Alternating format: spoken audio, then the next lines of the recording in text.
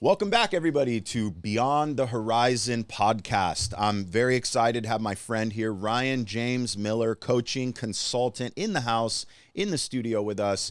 I feel like there's going to be some powerful conversation that's going to happen. This man of God, ultra focused on what he's doing, is truly changing lives of mostly men, but I think the women through the men's lives that you're changing, right? And I'm watching from afar, and I'm excited to sit down and wait till I tell you some TikTok stories. All right. Yeah, I'm excited. Let's get into the TikTok stories. So, we've known each other now for, it was like probably 2018. Yeah, 18. Yeah. So about 8 years. Yeah. Through that, we've kept up quite a bit through social media, some texting now and then. We were in the same office complex at one point, both moved, but still in the same line of work that entire time. Yep. Yeah. So, what are you working on right now? You're like taking most of your time in the near. What takes most of my time, or what am I working on? Yeah, right. I'll put this in a couple of buckets just to be helpful. So what I'm spending actually the most time on is my family. And I say that because I have a 23-year-old daughter and a 16-year-old daughter. The 23-year-old will be married in probably the next 3 years. That's exciting. And the 16-year-old will go away to college in the next 2 years because she's a junior. So I'm really trying to spend as much time as humanly possible. Nights, weekends, we've always been a really close family. But like this past summer was the first summer that every single time that we got on an airplane or headed out of town, the kids came with us. Concerts, the river every single time. We're just really trying to spend the time as a family. So that's where my priority is going at the moment, more so than ever, and my wife as well, even though I've lost my wife a little bit because my kids are around. So my oldest daughter is my wife's like best friend, or vice versa. And so I'm there and I'm like, hey, what about me? Right. So anyway, so that's happening. And then professionally, it's two facets. We've been about 2.5 years, and I say I do have one full-time employee. For the last about 2.5 years, we've been building out a complete sales system to look very much like EOS. So the Entrepreneur's Operating System, the book Traction. They've had a very successful offer consulting program. I thought EOS was a chapstick. Really? Isn't there? The old round ones. I got daughters. Yeah, I think it was. Okay. So it is just an incredible system for more of the people and operations side of the business. And so we built SOS, the sales operating system. And so that helps an organization to develop a sales culture, hire, train, and onboard the right types of people, and then puts them into the right sales system, lead gen, business development, prospecting, closing, and delivery of product. So we built out that entire system. It's a playbook that was, before we moved fully digital now, could be 100 pages. Now it's all digital. We've got an AI tool behind that. We've been spending a lot of time on that. And as a matter of fact, just in the last couple of days, we've now released a niche version of that for the contractors, trades, and home services businesses called the Contractors and Trades Edition. So helping them to... Very creative wording. Yeah. It was just like my first business was RJM Professional. Like I just, I had to get really creative. But really even that is a Trojan horse. I have been fortunate to be good at sales for the better part of now 26 years. I got into my first sales job in 99.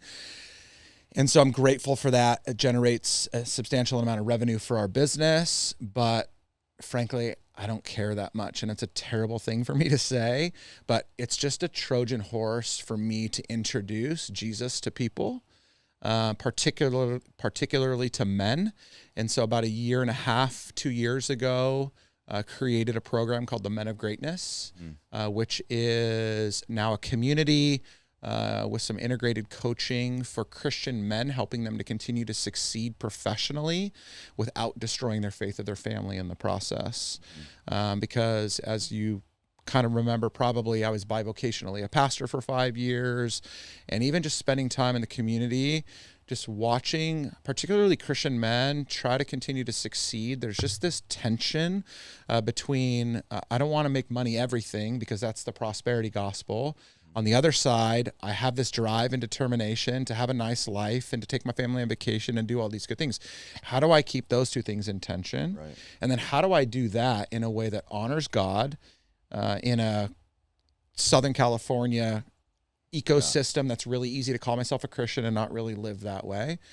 And how do I do that without destroying my family? Because a lot of guys especially, and this was my story, try to pursue success. And a lot of times they start this way to provide for their family. But in the running of doing that, they end up destroying their family because they're no longer present. They may be a good paycheck and they may be providing them a lot of really cool stuff, but the presence is what's missing. Anyway, so we built that community for that. So I say the SOS is the Trojan horse to men of greatness because that's where I want guys to land. Yeah. So anyway, so that's kind of the nutshell. Okay. So I have so many questions. Like I have so many answers. And there's even things I want to get into that I know that you didn't even mention that I know historically, like I want to get into. Yeah. But we can't add any more. I'm gonna lose the list. I'm gonna do my best to remember them all. But you have a 23-year-old daughter. Yeah. So let's start there. Okay. She's gonna get married. Yeah. I'm assuming there's this combination of like this is exciting and it's scary, right? You've got like, I have a daughter. She's 7. Yeah. Okay. There's a few years. Yeah. But it'll happen fast. I look at this as, if I fast forward and she's 23, she will be the first woman that I was as max capacity in love with the instant that I saw her. Yep. There's no way to have more love, right? Like it deepens, it changes over time, all this stuff. But every other woman, you I guess other than your mother, you choose to love them and you fall into this like love, right? So you've got your daughter who's now a woman who's going to go and get married and then start her own family. Like unpackage some of that, man. Like what's going on there? Okay, here's the 2-hour podcast episode. Yeah, right. So I'll just give a little bit of background. So we got married, my wife and I, in 2001. She was born in 2002. 10 months after we got married. And so she was probably conceived on our honeymoon. So early on, we didn't really know what we were doing. We also were not Christians. And so we were still living a party lifestyle. There was a lot of destruction that happened in my own life, in our marriage, just a lot of things. My daughter saw a lot of things. And somehow, by the grace of God, she did not get screwed up. Like, I mean, she should have been an addict, an idiot, on the pole, like something, right? Like, that all dads fear. And God was so gracious to us. And so by the time she was 7, we became Christians. She really jumped in full steam ahead and she wanted it for herself. And so she really shaped that character and nature. I mean, we definitely poured into that, but she was just deeply invested and loved the Lord, her own self from a very young age. And it was amazing to watch her grow in that way. So as she's grown up, she's a kid, even now I call her a kid, even though she's an adult. Yeah. She's made her fair share of like dumb mistakes, but she never had but maybe a sip of alcohol until she was legally 21. She's never done a drug in her life. She wasn't interested in partying, none of that stuff. And those were all her choices. I mean, we constantly told her what was good for her, what was not good for her, ultimately what God expected of her. And that's crazy when I didn't do that when I grew up. Right. So anyway, when you grew up, did you know of that? Like, had anyone ever told you, or hey, you've been to church, or had any concept of what God wants for your life and that kind of thing? Or were you 100% removed until you found it? I grew up in the Catholic Church. Okay. My parents were divorced by the time I was 6. So I made my first communion, my confirmation. I don't want to get too ugly about this, but that environment doesn't do a very good job of equipping an individual on how to walk by faith and live out the Christian life. It's just more about, this is the tradition, these are the things that you do and don't do. Right. But even then, there wasn't a lot of morality necessarily injected into that early that I can remember. My mom tried to do a really good job of teaching me from a very young age to respect women and to be gracious and kind. And in that regard, I was. But but that also didn't prevent me from sleeping around, at a young age and doing drugs and partying. And then my dad, it was every other weekend. My dad was super strict. He was a cop early on in my life, and just very militant. And so it was his way or no way. And so I knew the line, but again, I just still chose to cross it. Right. But I wasn't really raised with a deep understanding of who I was called to be and why. It was more of just this or that, kind of thing. So again, my daughter didn't have a chance, really. I mean, my wife was raised much better in terms of morality, but again, and they were kind of Christian, but not deeply foundational. And so we were defined by the seat of our pants when we got married and trying to figure out our own life. And then this kid's here, and what do we do with that? And we love her, but how do you ultimately raise them? And then the church, thank God we got into it this way, but normally the church, again, is just do this, don't do that. Right. And what we tried to raise her with, and then our second daughter the same way, is look at, this is right and wrong, but we want to help you understand why God would call you to live this way. Like sex before marriage. Here's a great example. So it is easy on my side of things, having not practiced this my whole life, up until I got married, to see why having sex before marriage is one of the most destructive things you can do to your marriage. Because the scars that you can't unsee the things that you said and did and were a part of, and you can't not think about that in your partner. I've been married 24 years, and that's still, you still think about those things.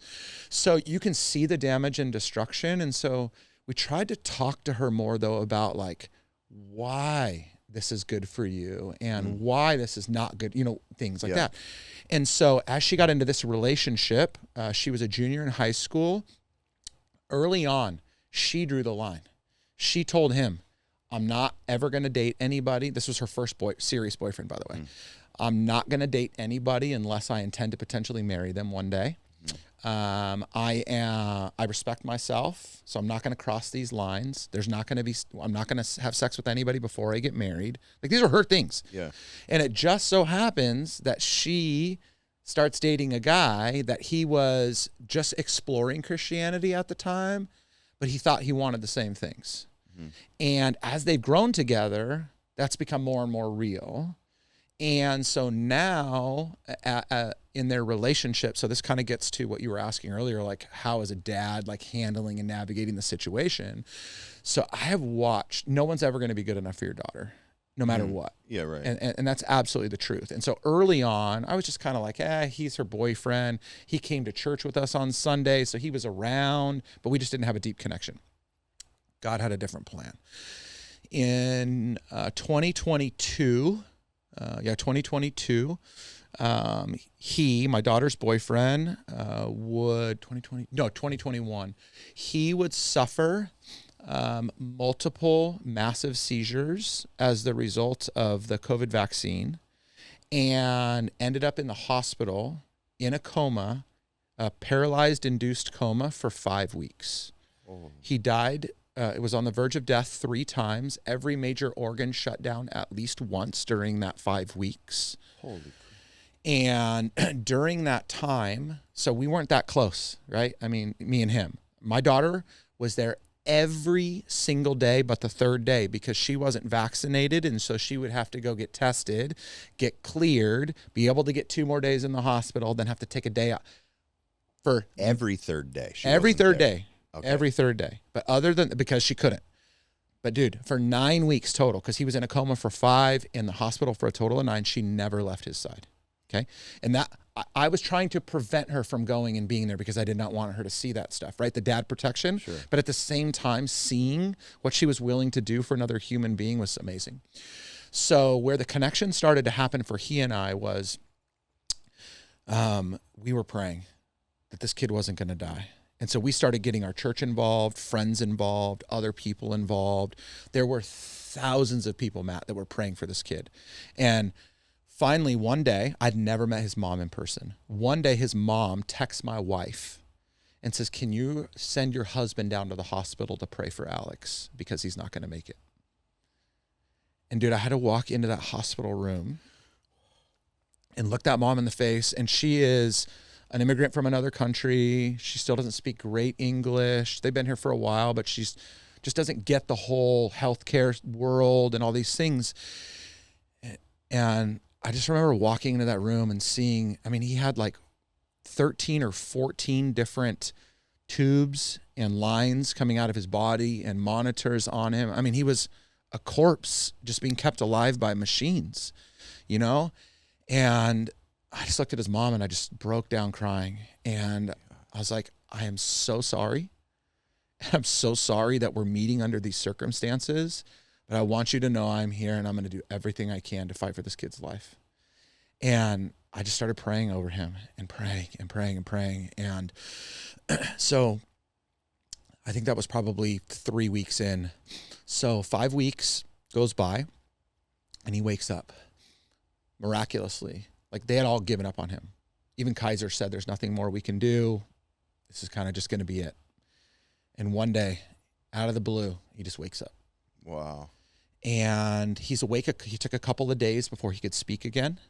And a couple of days goes by, and he says to my daughter, and this kid would have never said this before. He says, I've never felt the presence of God like I did when I was in that coma. And he says, and I want to get baptized. Wow. That's crazy. And I'm not like overly charismatically, Christian.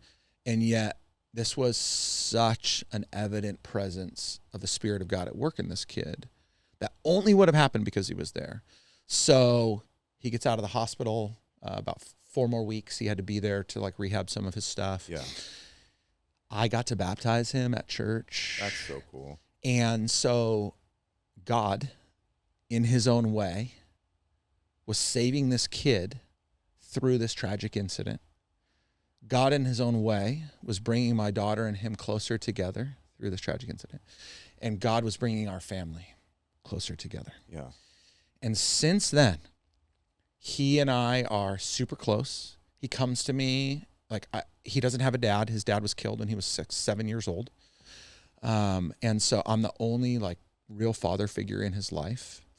And so all of that to say, and again, back to answer your question, it was like God was showing me that I had a responsibility to this kid. Mm-hmm.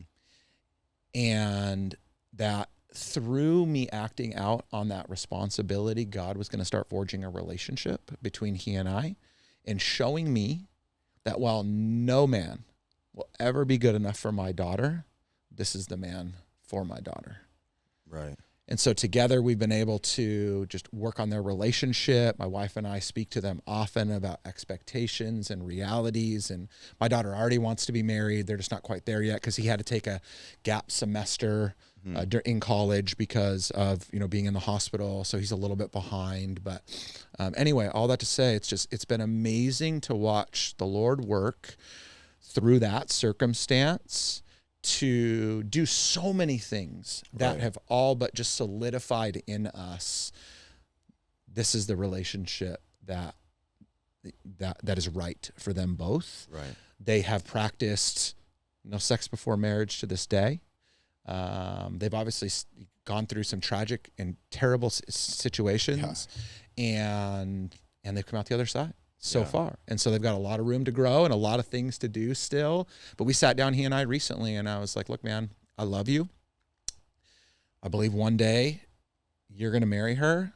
I said, but because they were looking at rings and stuff like that, I said, but I want you to know, I said, if you come to me right now and ask me for my blessing, I'm going to tell you no. I said, it's not because I don't love you. It's because you're not ready. And he was so thankful. So anyway. How long ago was that? Probably about 9 months ago. Okay. Yeah. And it was more her putting the pressure on because she has these expectations around, I want to get married young, have kids, do these things, which I love. I love, she wants all that, but they're just not there yet, Right. But did I miss? You said she's going to get married. You're just saying at some point it's happening. Yeah. They're not engaged yet. No. Okay. So he will graduate next month, December. He's a chemical engineering major, super smart, full ride to Cal Poly Pomona. He's already got offers of opportunities. He's in a pretty sick internship that they want to hire him on. So once he gets established, I say give it a year and they'll get engaged. And then the following year they get married. So right now I would all but guarantee, I used to be a good betting man, that they will be engaged late 27, early 28 and married late 28, early 29. Yeah. Okay, cool. Yeah. Now, So I'm trying to save money for that. Right. Yeah. There we go. So SOS system, you guys, that he's got. Yes, There you go. Buy it now. Right. Not only is it a Trojan horse to if you believe in God, good godly marriage. Yeah, right. Exactly. Oh man, that's a crazy story though. It's nuts, man. So there's so much more in there too. I know, it's like that's the whole I had thing. to petition the university, and because they wanted for him to go back to college, it was a Cal State school. They wanted him to get a booster. Right. And I'm like, are you out of your freaking mind? This kid almost died because of that. Right. And Kaiser would not give him a medical release because they didn't want to admit that it was vaccine induced. And yet at the bottom, I have the letter still. At the bottom of Kaiser's letter declining his medical exemption, it says the COVID-19 vaccine is known to cause seizures. That's one of the things. Man. And so then I went to the Alliance of Defending Freedom on the Christian side to see if I needed to hire a lawyer. And eventually, thank God, we were able to get a religious exemption, which wasn't the way we wanted to go because it really wasn't the truthful thing, but it was the only way that we could get him back into college without having to get reboosted. Right. Or having waited like 2 years. And yeah, crazy. Now nobody cares anymore, right? Yeah. Gosh. Yeah, well, it's nuts. That's so much. Amazing to see how like God works in all these ways, right? It's him, it's her, it's you, it's your wife, it's his mom probably. It's like all of this culmination of that just comes out of this insane event. And not everyone ends up so lucky, we'll call it, right, to come out the other side like that. So I'm super stoked to hear that. Yeah. And awesome that they have this relationship that's gonna in your timing. And I say if you wait until you're ready, you'll wait forever. I actually did a whole episode on that. Yeah, that's good. So I think that to be true. On the note you were talking about, no sex before marriage, I'll just throw something in there. You know, I grew up in church, Calvary Chapel my whole life. Like, you know, the rights, the wrongs, what you're supposed to do, all this stuff. It was very much like, this is what you don't do. This is what you do. Not a whole lot of why does God want this for you? Like, what do you actually get out of it other than following the rule, right? Yep. I actually found this through, I don't know what the term would be, but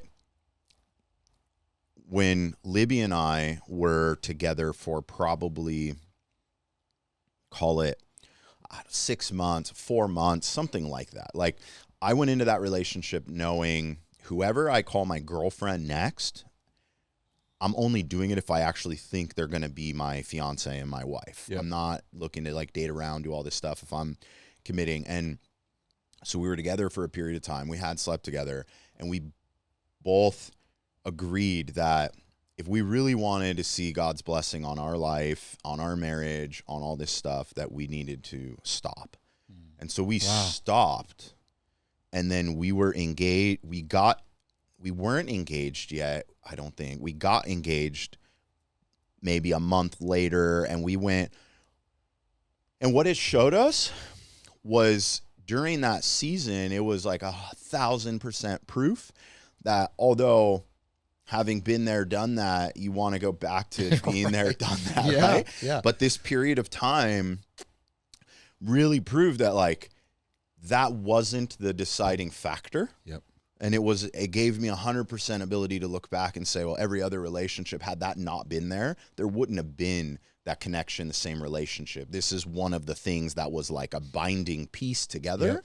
And so going through that season, whenever I'm talking to someone else, whether they're a Christian or not a Christian, even like a friend of ours is like, I've said, look, you want to test that guy on whether or not actually wants to get married and all that stuff, just pull that card. Yeah, heck yeah. And if everything keeps going that direction, and it's like, oh, you mean this will happen again, but I have to pause for this long for you, and they're willing to do it, it's a huge indicator there's more there than just sex life. Yeah, I mean, this is one of the things that I talk to men about all the time. It's like, I'm 24 years, almost 25 years into my marriage. TMI, we're having probably better and more consistent sex than we've had maybe ever.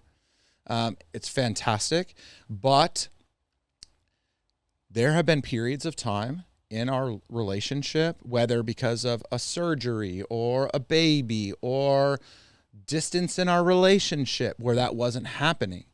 And when you have a lack of sexual intimacy in your relationship, it creates a lot more tension in a lot of other areas. You need to learn how to have a relationship outside of that, like you're talking about right there. And again, that's just not something that most people develop early on. Right. I heard, pretty early on, like, be great friends, and you're going to have a great relationship. And I think that is an absolute necessity. You need to be, my wife is my best friend. She would say the same thing. I'd rather spend time with her than anybody else. We did have that foundation when we started, but I think like that's critical. You do actually need to be physically attracted to the other person. And I think it's important that, that you continue to try, obviously, age being against you or time being against you, continue to try to be proactive in taking care of your body. The Bible calls us to the same thing, right? To honor the temple that God has given us. So that you need to do that. So you need to have that attraction. That's absolute necessity. But the sexual intimacy is a huge then component of that, but it just can't be the thing. And I think that too early on, when people get married or even get in a relationship, it's that attraction. It's like, oh man, I'm into them. They're hot. Right. Let's have sex. We start doing that. Oh my God, it's so amazing. Right. What happens when that goes away? And there's going to be a point in time when it actually does completely go away. Sure. Hopefully it's when you're really, really old. Yeah, but if then not what? permanent, there's the seasons. Yep. Right. And I think that's why, I don't know, that specific, like, tangible takeaway of why it's actually a benefit to the relationship. That stuff's, in my experience, not talked about in church. Yeah, no. It's not broken down to say, if you want to have a super strong, healthy, long-term marriage, and you have to be able to have this firing connection that you want to do that. Yep. And be able to, what's the word I'm looking for? Like abstain, yes, from it. And the magnetism stay. Yep. Yep. And then if it stays, then that's not the only thing. Yeah. No, absolutely, man. It's such a thing. And again, like the other side of this, when I brought up earlier, the trauma that it creates. So the way for me to have the most healthy relationship with my wife is for that relationship to be as pure as humanly possible. Meaning there is no outside source that is tainting my view, my perspective, my relationship with my wife, right? That could be a friendship. That could be an addiction. That could be work. That could be pornography, all these things. Yes. And so we would address all those things in the present. But what about all the things from the past that continue to live inside of us in one place or another that come back from time to time? Well, one of those things, like, not to be graphic, but you had sex with somebody before you got married, right? Not your wife, but other people. Yeah. If you really try hard enough and close your eyes, you can probably think back to that experience. You could probably see yourself actually in that experience and see that woman. And I hate to go this deep, but this is like so important. You can see, and that you could find yourself reliving the joy, the happiness, the fire, whatever in that moment. If I do that right now, that is hindering my ability to be able to purely see my wife, because now another female has gotten into my thoughts, to my fantasy, to my nightmare, whatever, like it's there. And so I just try to advocate as often as possible. Like, it's like a banner to sleep with as many people as you can. I got to test the waters before I figure out the right person. And I just try to tell people, men especially, all the time, like, you don't understand the damage you are doing to your relationship once you get married. Like, it's not like it's just out of sight, out of mind. It's there forever. Right. So I'm fighting for that all the time, because I wrestled with that before I got married, early on in my marriage, pornography, strip clubs, my past.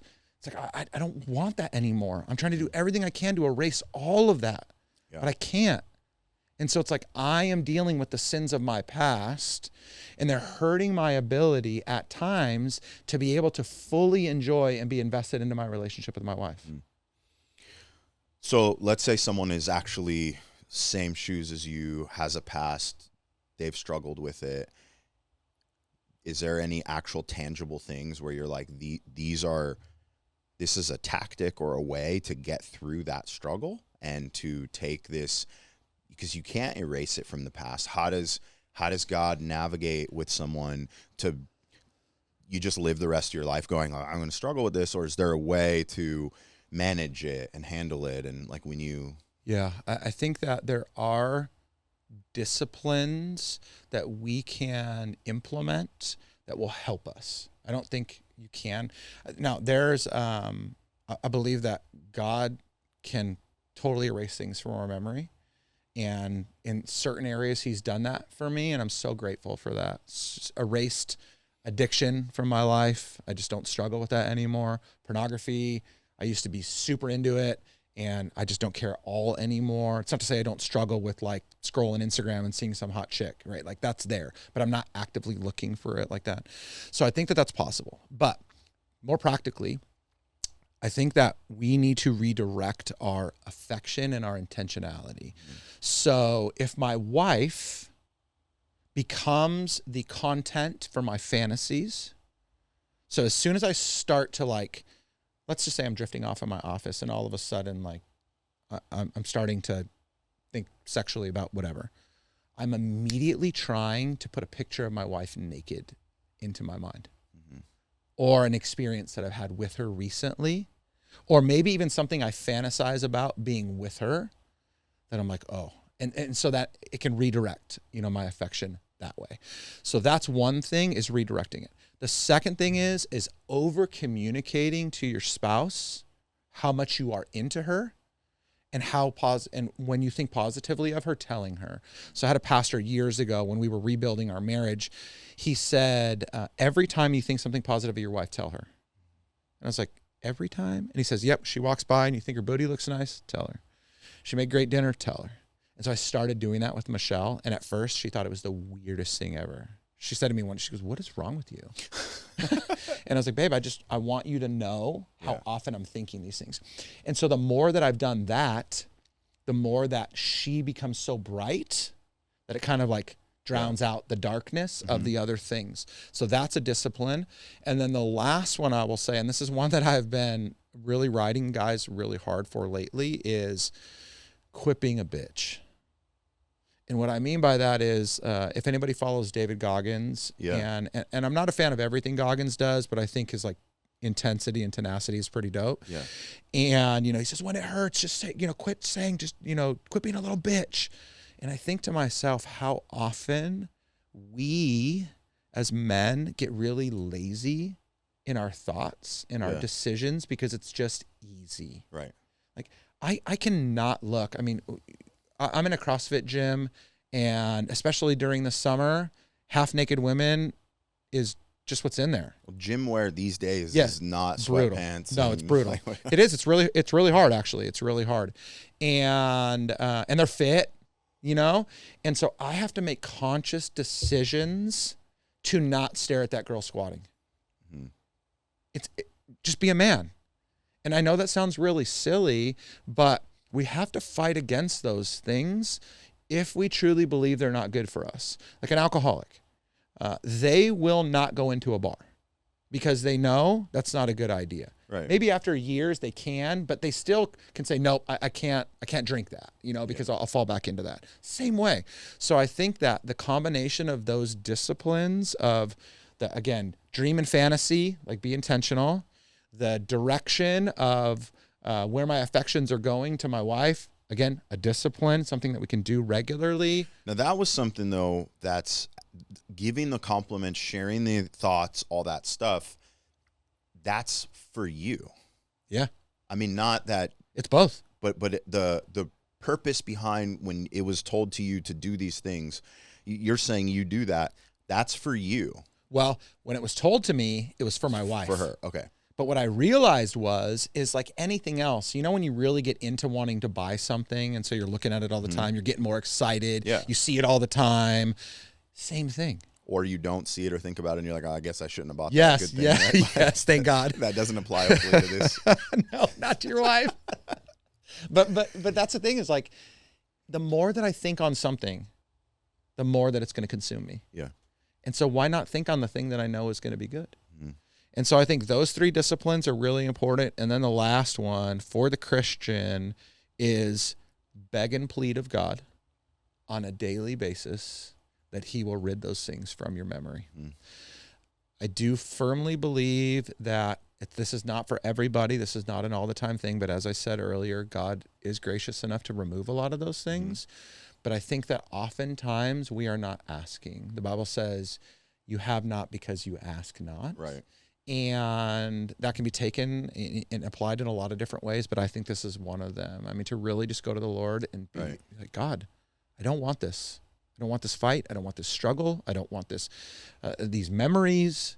Help me. Mm-hmm. And it may not be erasure. It may be a redirection, right? But I just think that there's some practical disciplines that if we treat it like the gym or work, we don't typically think of our marriage as an area for discipline. Right. Which it is. I mean, relationships take work to be good at it, just period. And some seasons are less work than others and all that. I had my youth pastor in high school. I remember that we were at a summer retreat in San Onofre. And this is high school. I'm probably in the 9th grade or going into the 9th grade, right? So you think about 100 kids, tent camping by the beach. Although there's, guidelines on modest bathing suits and all these things, that you're supposed to follow, you're still like a 14-year-old boy. Oh. And there's a bunch of 14 to 18-year-old girls, and you're all there doing your thing, right? Open season. Yeah. And I just remember this, at the beginning of camp, he just had all the boys together. And he just, like, right before praying for everybody as we kicked off camp, he said, I just want to let you know, I'm a guy too. I was there. I was a teenage boy once. And he said, if you feel like you're having impure thoughts, like you know that you're lusting over a girl, he's like, it's going to happen. One, you're normal. But second is, just pray for that girl. Mm-hmm. He's like, it's going to be impossible for you to actually enter into prayer for the girl you're looking at and lusting at or whatever. Yep. And think those thoughts at the same exact time. Yep, that's right. So you look at that and, I think he cracked a joke around it or whatever, but you're just like, okay, you're looking over there and then you're like, you know what? I pray that she's having a great day. I haven't anything like that. It'll redirect you. You're going to go, oh yeah, I remember that I'm at, church camp right now. Yeah. Develop your discipline to do this, wherever, because it's very difficult to bring God into the exact moment and have that filter that looking at something the way you're not supposed to. Yeah.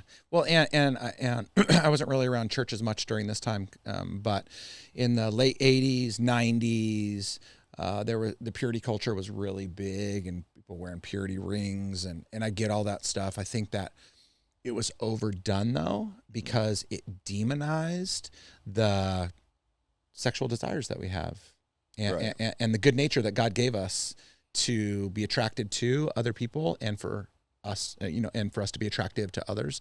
And so I like that because again, you're not a bad person.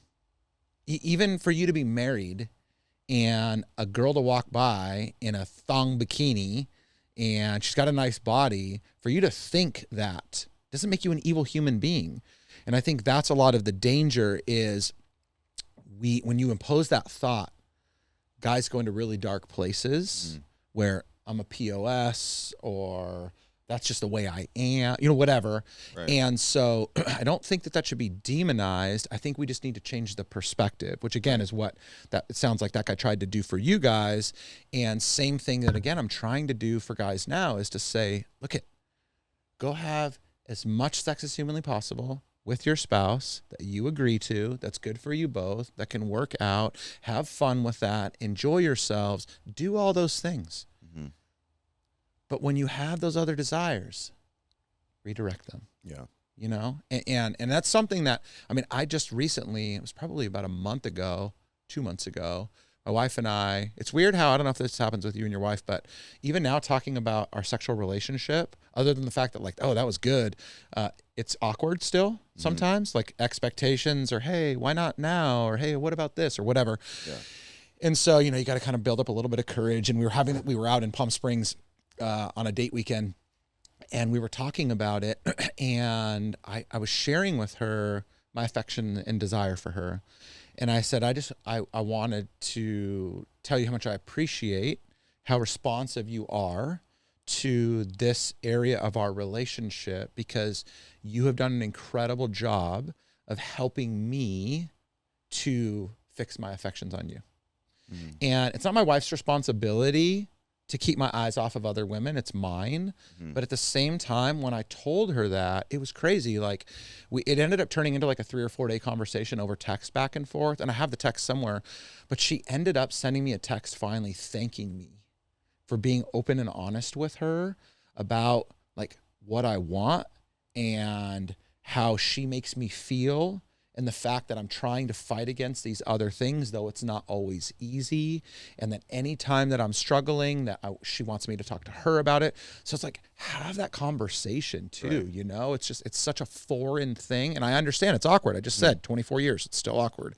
But I just think it's so beneficial for married couples to talk about that stuff. Everything that's awkward is probably beneficial to be talking about, right? Like the things that are not yet comfortable to do. And like, you know, I've worked with the aging community. My clientele has been over 60 for 16 years now. That's the range. And we don't get into talking about sex life and stuff like that, but you see these couples, and one thing you notice is the 70-year-old couple who's been together for, you know, at this point, maybe 50 years. There's probably nothing, the ones with good relationships, it looks like there's nothing that they've not unpackaged that they can talk about. Like at some point you reach this state where you're like, okay, it's all become comfortable now. Maybe not, but that's what it seems like. So you also have a second daughter, right? Yeah. You made a comment and said in 2 years she's going off to school. Yeah. Is this a pre-known thing, scholarships and direction and all this stuff, or are you just kind of assuming she's going to go away? There's a lot of colleges close too. Yeah, so it's a pre-known thing. So she is a junior, about halfway through her junior year. She's a 4.2 GPA. Okay. She carries 4 either AP or honors classes, and she wants to be an architectural engineer. Mm-hmm. And so that's a job you need college for today. So by the way, I am very anti-college in most regards. So my oldest daughter, she's a hairstylist, so she went to Fullerton Junior College, to their cosmetology school. That was amazing, super affordable. It was great. She didn't need any other degree. If you're not going to be a doctor, a lawyer, a couple of other specialties, including an architect, an engineer, you really don't need college anymore. But for this specific arena, she needs that degree in order to fulfill that role. So she's not trying to be like a lifetime student. No, people go to school for 20 years and just keep. No, but she's being very wise too. So we've talked a lot about, because now's the time, right after the first of the year, we're going to start touring some colleges. And so we're trying to keep her out of California colleges because of what happened during the pandemic. We're concerned that there could be a possibility of something coming that could hurt or hinder her education in the future if California imposes some new policy around whatever happens. Also, from just a social and cultural perspective, my daughter is as conservatively Christian as possible. She's probably only second to me in terms of how like serious she is about like those views. And go ahead. As possible, meaning period, or as possible growing up in Southern California? Period. Or, okay. She's super gracious. She is so sweet. She befriends anybody. She has relationships with all kinds of different people. But when it comes down to like, when you ask her what she believes and why she believes it, there are no gray for her at all. as it relates to her faith. And then what's been dope is, so she's 16, she's going to vote in the next election, right? And so we have journeyed through the political landscape over the last 4 years with her and trying to help her see that we're very conservative politically, so financially, socially, culturally. And so we talked about how we voted in the election. Like, we voted for Trump in the election, but when we did that, we talked to her about where we saw differences, where we had some challenges with some of his policy perspective and alignment with people.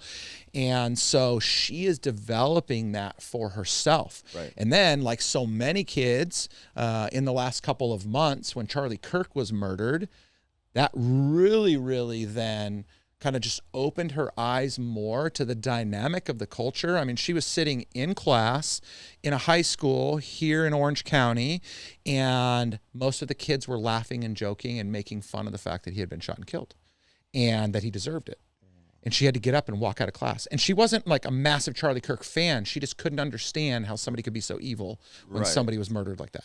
So that, again, was an opportunity for us to step back and talk to her about, hey, this is why things are the way we are, or the way they are, and why we believe what we believe. And then she started to develop even stronger opinions around why her faith informs her to see politics the way that she does, and engagement in society and policy the way that she does. So she's just very strong there. So again, then when it comes back to college, she doesn't want to step into the wrong space where she's completely unwelcome, which unfortunately is a lot of California college. So she has looked at some conservative states, some Christian universities, but now, and this is a whole topic or a topic for another conversation, but there's a lot of very known Christian universities that have bent the knee to liberal ideology. And so now we're staying away from those too. So it's getting very narrow in terms of where she thinks she wants to go, something that has a good architectural program, but also that she can be who she desires to be without being attacked for that.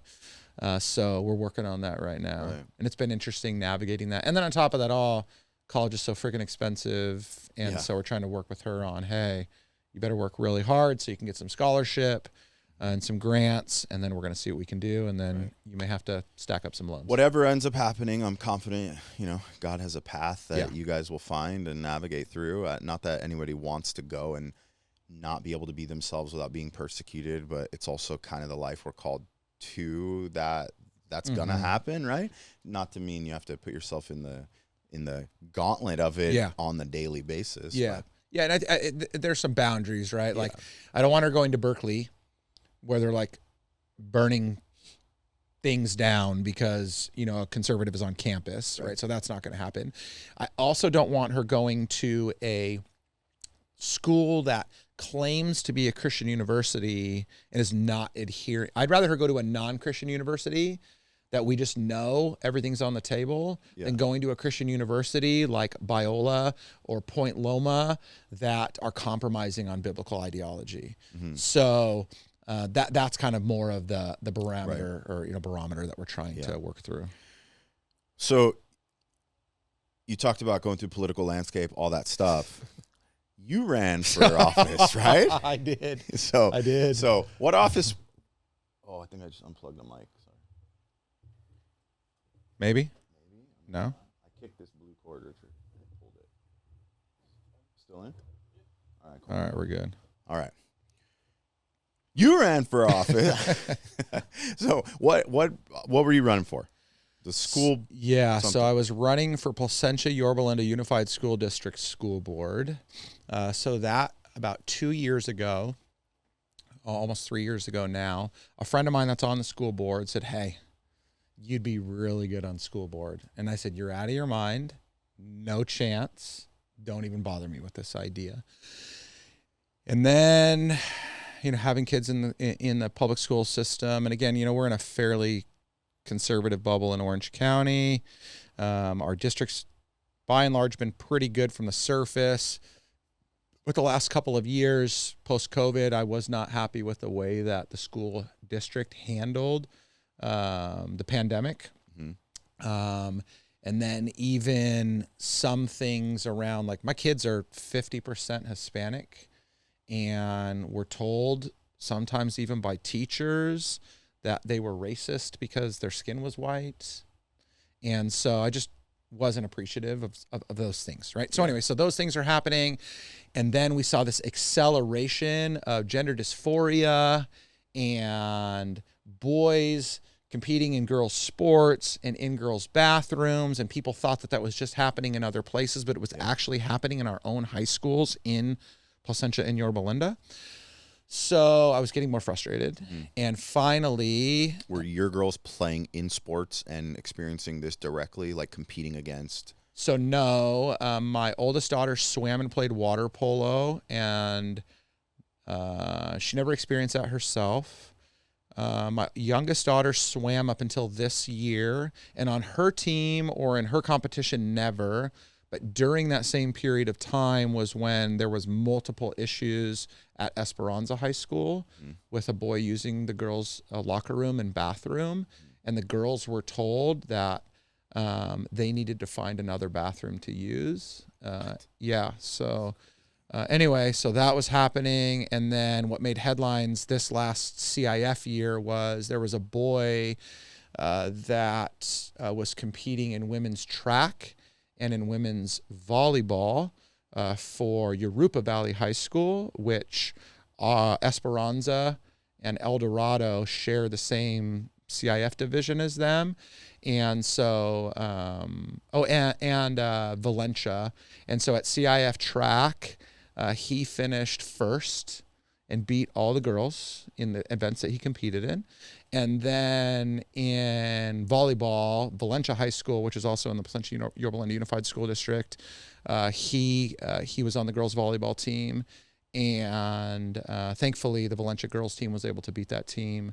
But a lot of girls teams withdrew from competition because they didn't want to play, because not that boy specifically that I can recall, but there have been multiple instances of girls being injured, particularly in volleyball, as the result of a boy on the team and just the power. And, girl broke a nose, busted eye socket, like there's been things happen. Anyway, so all these things are happening. I'm like, okay, I'm going to run. So, and we prayed hard, my wife and I, because I knew what was going to happen. I had no idea it was going to get as bad as it did, but I knew it was going to happen, which was I was going to become a target.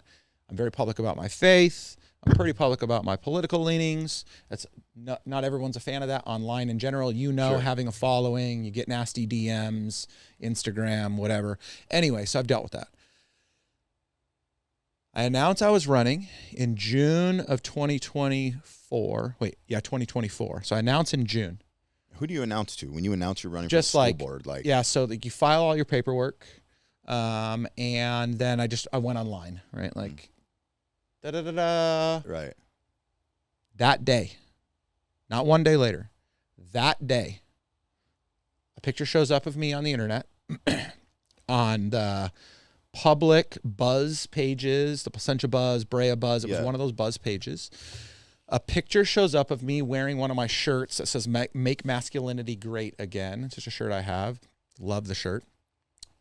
And all of these Nazi, racist groups, symbols all around me, and said, look at this white Christian nationalist that's now running for school board. Bro, that was that day. And again, first of all, to accuse anybody of that is wild without a lot of fact context to back it up, right? Yeah. Number one. Number two, I know this isn't always the excuse. My wife is 100% Hispanic, Puerto Rican. My kids are 50% Hispanic. My family is second generation immigrant from Italy. My great-grandparents are on the docket at Ellis Island. You don't know who you're talking to or what you're talking about when you say that kind of shit about me, right? They didn't care. And dude, that started a community storm like you could not believe. So my opponent was backed by the teachers union. It's 1-1 only? Yeah, yeah, because you're running in a specific for a specific area. So in the school board, in ours, there was 5 areas to be represented. It's where you live and a population around you, like boundaries. But is it like, you know, the large scale where it's like you have the blue and the red have one representation at the end, or there's like 5 or 6 people running, there's just one headliner that you're up against? Or no, so there is supposed to be no party affiliation in school board. You can't even list it when you apply or when you're on the ballot. So I think there was a third person that ran with us, but he was kind of irrelevant. Irrelevant to the situation. The woman I ran against was a long-term teacher, PTA, like person of the year, which I would come to find out later. Not still teaching though. No. Okay. What I found out later was they had been building this campaign and case for her for the last 2 years. So the reason that she won PTA Volunteer of the Year was to make sure her name was known. Oh. So they had been building. The California Teachers Union spent $80,000 on her campaign to run against me. I think we spent 11. And that was all money I had to raise. They were just giving her money. Okay. So that started. That's how it started. And everywhere I would go to speak in public, just little small events, there was always people that were hurling insults and stupid things. Well, then it got worse because something was said about me online, racist, homophobic, I don't know, something, right? And so I responded. They were coming after me everywhere. They were clipping all of my, because I talk about manhood. So they're clipping all of my posts that I'm a misogynist, why would you want somebody so hateful, being responsible for your kids aren't safe being around a man like this. I mean, it was crazy, dude. I have all this stuff. So it was just getting worse and worse. And so I said something online about, so there's this one group called the Yorba Linda Moms. It's a Facebook group, and it's run by a super liberal realtor in Yorba Linda and a couple of her friends. And they are the mean girls of the community, and they control the narrative. And it just so happens that this group of people influence the Yorba Linda Buzz, which is supposed to be our community page, but it's really the moderators. It can be anybody, because somebody started it. So it's heavily influenced by them. And the Brea Buzz, which is another city, and it's influenced by them too. So they were all just stirring this controversy. So I said something about the fact that these moms inside this Yorba Linda mom group are hateful. So I get this DM from this lady. I didn't know her to this point, and I'm not going to say her name, though I want to rail her everywhere that I can because of how nasty she was, but I'll save it. But this prominent realtor in our community, she sends me a DM on Facebook, and she basically says, like, I used to room mom with your wife. Our younger kids went to school together. I don't know why you would say this kind of thing, like playing this just bullshit, like, oh my gosh, I'm a victim. Like, that's not us. How you need to take that down, was the whole thing. And I said, I'm not taking it down. I said, I stand by what I said. I said, I have proof in screenshot of the things that you guys have said. And I'm not backing down from this. Like, this is not right. Like, you're manipulating people. She goes online and then blocks me from being able to participate in the conversation and says that I was attacking her. And so I recorded this video and shared it. And when I recorded the video, which was a response to her with all of her screenshots of me and her's conversation in it, they then went guerrilla warfare on me, and they got a bunch of people to write on cardboard signs. I'm a white nationalist. I'm a racist. I'm a misogynist. I'm hateful. I hate the moms of Yorba Linda and Placentia. And they wrote those on cardboard paper, hung them up at the Little League fields, on the school fences around the city so everyone could see. On my signs, like my own political signs, you're not allowed to touch them, right? Like, it's against the law. Right next to it, they would post with an arrow, you want this hateful misogynist, like, it was wild, dude. Wow. Wild. What's crazy is this is for the school board of a zip code, like a small thing. Imagine what happens on the the national level of how gnarly people get. And like, I mean, we see probably this much of it. Well, and what I really didn't understand until I got involved in local politics, and Cody, our mutual buddy, who was helping me with my campaign the whole way, and he was amazing because he has such a background in politics. He always told me local politics actually has more of an impact on your daily life than the president does. And I was like, come on. And then I started to really see. I mean, if you really understand what happens at the school level, a large majority of our local tax revenue goes to the school. I mean, there was a double-digit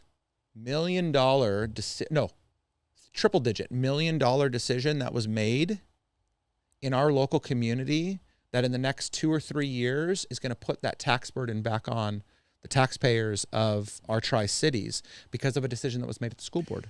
When you say triple digit, you're talking percent? Like hundreds of millions of dollars. Okay. Hundreds of millions. It will increase. I don't have the stats because it's now been so long. Triple digit in front of the second comma. Oh yeah. Right, okay. Yeah. Like 400 or 500 million, I think is what the number is. It was basically a bond that they took out to pay for some construction projects. It's a bond that's now banned. But that bond essentially was borrowed at a rate that was like 2 points higher than what was the going rate. It had a non-conversion stipulation put into it, and it wasn't even allowed to start being repaid for like 20 years or something like that. And so all the interest was being built up. And so this 70 or 80 million bucks that they borrowed, I forget exactly what it is. Again, I hate to be like this, but it's gonna end up costing taxpayers $400 to $500 million. But when you vote on your ballot and you see a bond measure to build a new school site, what do you think? Well, of course, our schools are overcrowded. A bond, I mean, that's fine. You know, they're going to go get this money, and that's helping the kids. Nobody understands the financial implication behind that. Right. No one knew the terms that they were borrowing against, what that was going to do long term. And so what's going to happen with this specific bond is, and again, I have the data that I could show specifically, but what's going to happen is if the school district does not start generating a significant amount of additional revenue to set aside to start repaying that, the school district could go insolvent. The whole district. No more teachers, no more schools, that could get shut down. Or it's going to become, just because you vote for a bond doesn't mean you vote for it to be paid.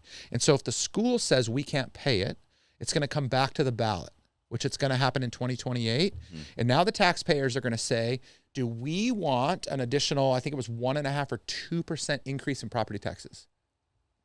Who's going to vote for that? Right. Nobody. And so what's going to happen? It's going to go back on the school. The school's going to say, well, we can't pay for it. So it's out. So that was a massive financial. How does the school make revenue? Enrollment. Students. Yeah, enrollment. So like in the state of California, I think the number is 15,000. So for every student enrolled in the public school system in the state of California, the state pays the state of California the state pays the school $15,000 or the district $15,000 per student, which is why they care so much about your kids not missing days. Right. What's crazy is it's per attended day? No, it's 15K broken into. It's per children, or it's per child annually. But if they don't attend a certain number of days, then they're not considered full-time enrolled. And I don't know what that number is, but like there are a certain number of days they have to. My high school got gypped on me senior year. But think about this. Yeah. Think about a private school in this area. Yeah. Like a really good private school in this area, elementary and high school, is in the $10,000 to $15,000 a year range. Anybody would tell you that I would rather spend $10,000 to $15,000 a year to send my kid to private school than to send my kid to public school. Right. Without question. Not just from a ideology or values perspective, but from an education perspective. Right. Or what about homeschool? We homeschool our kids. Right. There's no, if you are not affiliated with somehow through this like daisy chain, you've got to be part of a district. Yep. Right. You're part of a charter school, which is part of a district, which is this. You don't have to be. Right. But the state gives money. Right. But it's not that much money. You don't get 15 grand. No. We get like, I want to say, I'm going to be pretty close here. I think it's like $3,200 a year. It's like 1,600 and 1,600. Oh, per student. Per student, or I might be mixing that we have 2 children and it's 16 each and it's 32. Okay. I'm a little less involved on that piece, but we get money, right? But it's only because they're part of a charter, which is part of a district technically. Right. If we were to go full blown, like start your own homeschool and like you're removed, from that system, then there is no money. You don't get any funding at all. So this is why school choice is so important. So we've heard that term, probably a lot of people have many times over the years. It's been something that's been resurrected in this administration. It's something that the federal government, at least the Trump administration, is really trying to push for. This is part of the abolishment of the Federal Teachers Union or the Federal Board of Education. We want school choice because in that environment, that $15,000 would be allocated towards you, right? So if you have 2 kids, you'd get $30,000. You don't get that check. You have an allocation of $30,000 for you or your 2 children. Then you have a responsibility to figure out how you're going to educate their kids. And there's still going to be some parameters around that, but then you get the money that you're outlaying for your own child's education. Right. So if you want to go to a school that costs $25,000 a year per kid, then you're going to come out of pocket 10. Right. If you want to go to a private school that's 12, then you're 0. Now the state gets their $3,000 back, but the state doesn't want that because the California Teachers Union is one of the largest unions in the state. They are a political lobbying arm of the Democrat Party. And if you look at how they allocate their spending, their allocation for investment into the local schools is like 50%. It's administration. They're lobbying for the craziest things out there, but they hold so much power. And so they're not fighting against school choice for any other reason other than they want that money. And so it's just, anyway, so it's an ugly game. I learned that. Then obviously, with the post-pandemic kind of rules, I was frustrated with a lot of those things. Again, gender ideology and the issues that are happening there. This is one of the things I was asked over and over again was like, okay, so you're a Christian, so you're only going to be a board member for people that think like you. And I said, absolutely not. Like, my faith in God calls me to see everybody as equal. I don't care what you believe, what you think, who you think you are. You were created in the image of God. You have eternal worth and value in God's image. And if that's the case, then I have a responsibility to ensure that as a board member for a school district, you are given equal opportunity for education. But that's not happening right now because ideology has got in the way of education. We're one of, this is such a loose term, but we are one of the wealthiest states in this country, and we're in the bottom half of education. That's absurd. Right. That's absurd. I mean, it's probably one of the reasons you homeschool. I've watched so many teachers that my kids have had in classes, especially in high school, that are absolutely mailing it in. Because once you tenure as a teacher and you're protected by the teachers union, you can't get fired unless you kill somebody. And I'm not exaggerating that too much. There's crazy things that teachers have done or just not taught. Like, there's teachers that just assign homework and don't really teach in the class, and it doesn't matter.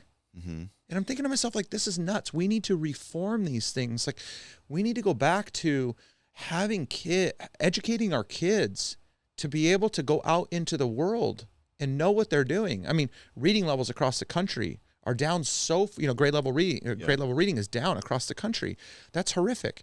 We're not educating these kids and equipping them for real life either. Yeah. I mean, my opinion on this is I think there's too much schooling, educating, teaching, all that in the younger ages and then not enough at the older ages. Yeah. Like, we've learned through homeschooling that some stuff doesn't have to happen as early as our system says it needs to. Like, how much you're reading at this age and your writing comprehension and your math skills and all these things, don't have to happen in second grade and third. I mean, I'm not saying that you shouldn't introduce or talk about it, but it's like actually playing, interacting with kids, being outside, building relationships, understanding community, doing it like 30-minute recess and those things. That's not enough. Yep. And I couldn't cite any of these, but there are studies and things I've read, and my wife and I will share things back and forth on like homeschool stuff, but that like having more time to just quote unquote be a kid when you're little develops different things in your brain. So then when it is time, in middle school and in high school, like you're going to go into the real world and you need to learn things. And I mean, I don't even remember econ and government in high school, right? But that would be a more important class. And maybe it would make sense to actually touch on it over the course of like from 6th grade until high school. You actually learn about economics and for the entire time and go deeper and deeper, because that's the really matters in the way you vote and the way you manage your own accounts and how you invest, and like those things matter more. But I think that we're like over schooling, over trying to hold people to standards, even on like some of the homeschool curriculums that you get, and you're looking, you're like, hold on a minute, you're in 3rd grade right now, we're doing this, like this seems early, right? And I mean, there's the whole other angle of things that's like, I'm like, I've never outside of school not used a calculator and not used these things, like some of these things. But well, bro, my oldest daughter, math was not her skill, and we knew that early on. And her sophomore year, she was really struggling in whatever her second year algebra, I think it was, maybe first year, really struggling.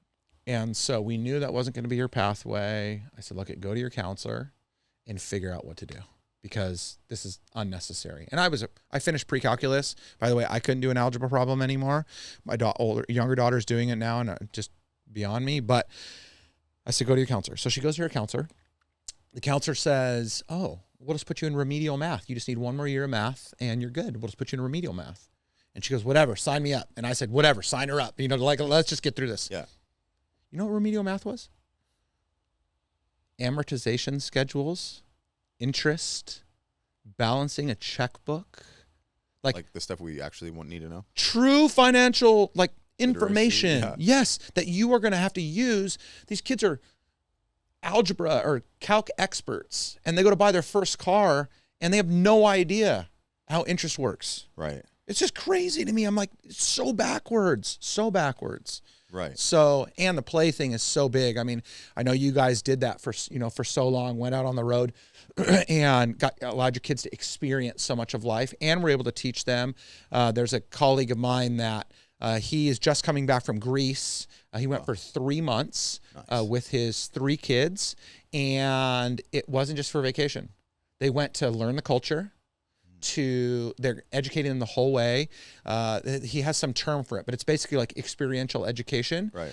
And so each year, they went to Gettysburg, like for real, and they got to experience the whole thing. And, they go to, key places around, they nationally had started, and now they're going internationally. It's like, how amazing. That's right. Those kids are not going to, like your kids, they're not going to forget those experiences. Yeah. They may forget what they learned, like the topic that you were teaching them, the math that day, right. But the experience is going to be so fruitful to their life that, yes, it's going to cause them to be so much more relational and interactive. I mean, the kids today that my youngest daughter is around, like she has some good friends, but generally speaking, they're idiots. The boys especially, like, I have no idea how they're going to survive in the real world.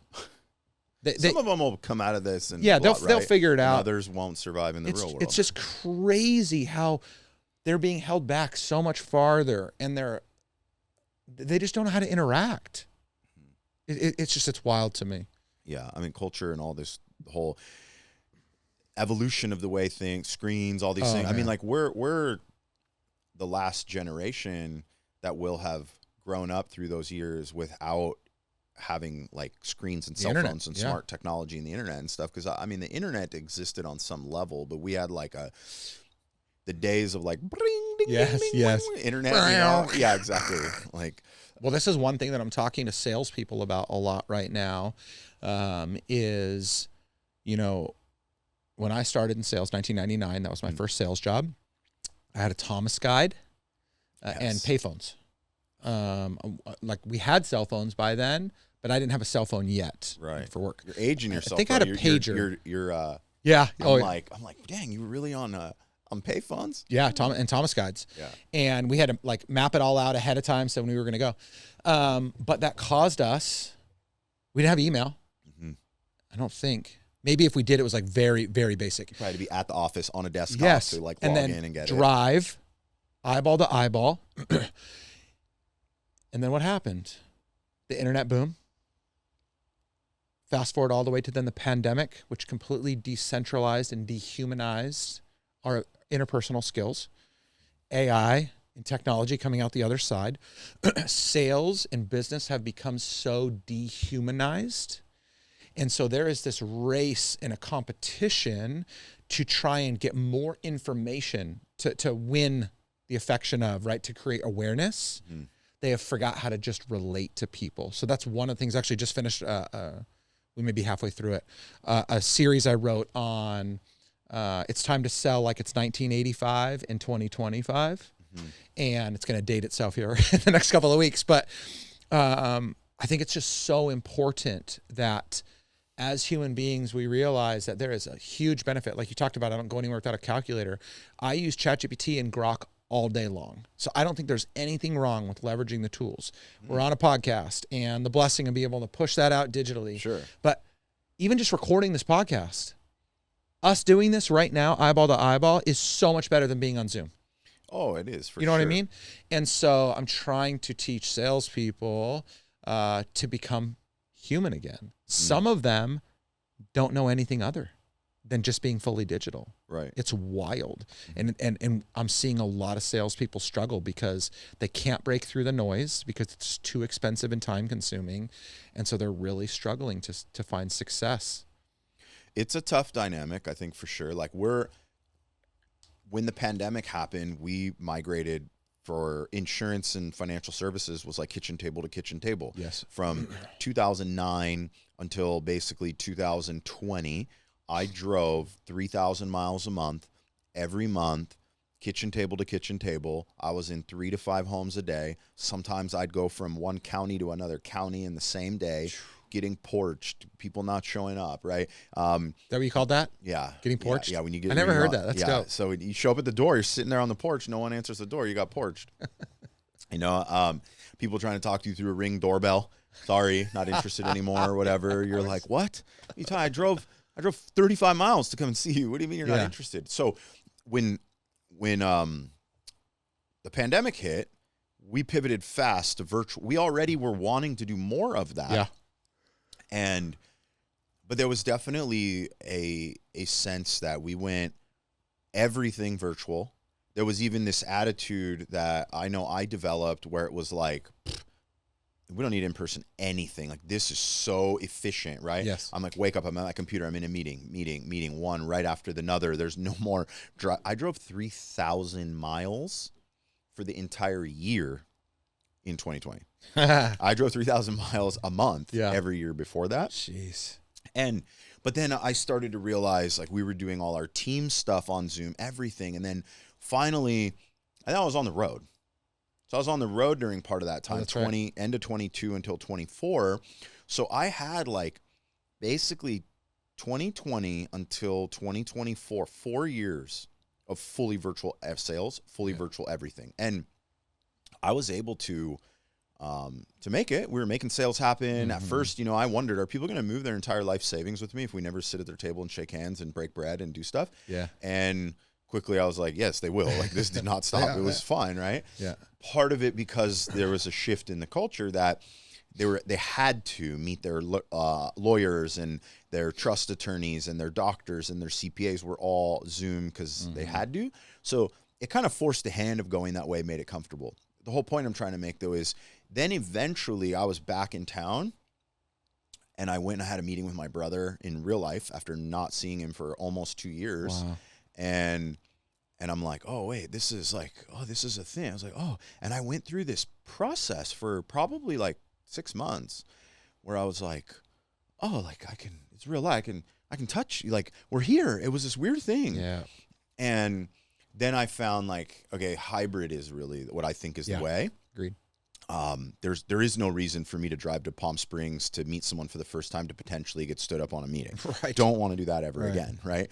But like the internal team building, when we went and had a meeting, we got everybody together, we rented out a space and we did like a meeting, had everyone there. We broke bread together. We talked. I was like, this is unreplicatable on Zoom. There's just something, and it sounds weird, about sharing the same oxygen with people. Yep. Like being in this same room, but I don't think it ever needs to or should go all the way back to not leveraging these tools we have. But I had to go through this long cycle. Yeah. And now I'm in a place where I'm like, there's complete value in both of them, and they need to be worked together. Yep. No, I agree with that. Like that men's community, Men of Greatness. I tried to launch that during the pandemic for a whole host of reasons. It epically failed. It was called something else then. And so in August of 24, I was leaving a conference out in Puerto Rico, an industry conference for an industry that I serve, not that I'm a part of. And I could just see that there was a lot of the guys there that needed connection. And so I texted a bunch of guys. I'm like, hey, you want to like just all meet up in Scottsdale? And this was February of 24 when I said this. You want to meet up in Scottsdale later this year and like just retreat? Yeah. So ended up having 10 guys there. It was supposed to be 12. A couple guys got sick right before. So August of 24, I get these guys together, live retreat for a weekend. And it was like, okay, we're going to get together. We're not going to talk about business. We're going to talk about life, relationships, our own growth, whatever. Insanely powerful. April of 25, so now to this year, a buddy of mine calls me that was at that retreat. He called me a couple months earlier. He was at that retreat, and he says, I want you to come to Ohio, and I want you to do this for a small group of my guys. And so I flew to Hocking Hills, Ohio, which is one of the most beautiful places in the entire world, just amazing, and did a retreat there and watched God work in just the most insane ways. I said, all right, this is what I'm going to do. Retreats, like in-person stuff, So I was trying to figure out how that was going to work out. Spent months and months and months, middle of this year, trying to figure out what that was going to look like. And then, as God was bringing me a few people locally, he was also bringing me some people that weren't. And they wanted more regular connection. I said, I can't do this every month. Right. I don't know. I don't have anything for you, is what I said for a long time, because I did not want to go back to virtual, because I felt like the online education space, and it's just oversaturated, especially kind of in the personal development world. And anyway, so I got convicted by God. It was almost like a word, not really, but just there. And it was just this idea of, I am bringing people to you. You need to make space for them. Mm-hmm. And so hybrid, which to the punchline, is what we ended up deciding to go with. And so that is online community that we meet virtually, twice a week sometimes. And then for 2026, we'll do at least 2 retreat weekends. We're going to do 2 golf weekends. Nice. And then we're going to do 2 experience weekends. And so one of those, the first one we're going to do in like April, is going to be going up to Vegas and doing the Las Vegas driving experience. Driving with supercars and super trucks and stuff like that. Because again, it was this idea that I want to create space, just like your team meetings, whatever. I want to create this connectivity on a consistent basis for people that are spread all over the place. Even if you're just 40 miles away in Southern California, that's hours. So I want to create this consistency, but I also want to share oxygen. I want to hug. I want to cry to, whatever it is. Like I want that deep connection, and that's got to happen in person. So I feel like hybrid, to your point, is really where it's at, Yeah. unless you happen to be fortunate enough to your whole world is in a 5-mile radius or something like that. Right.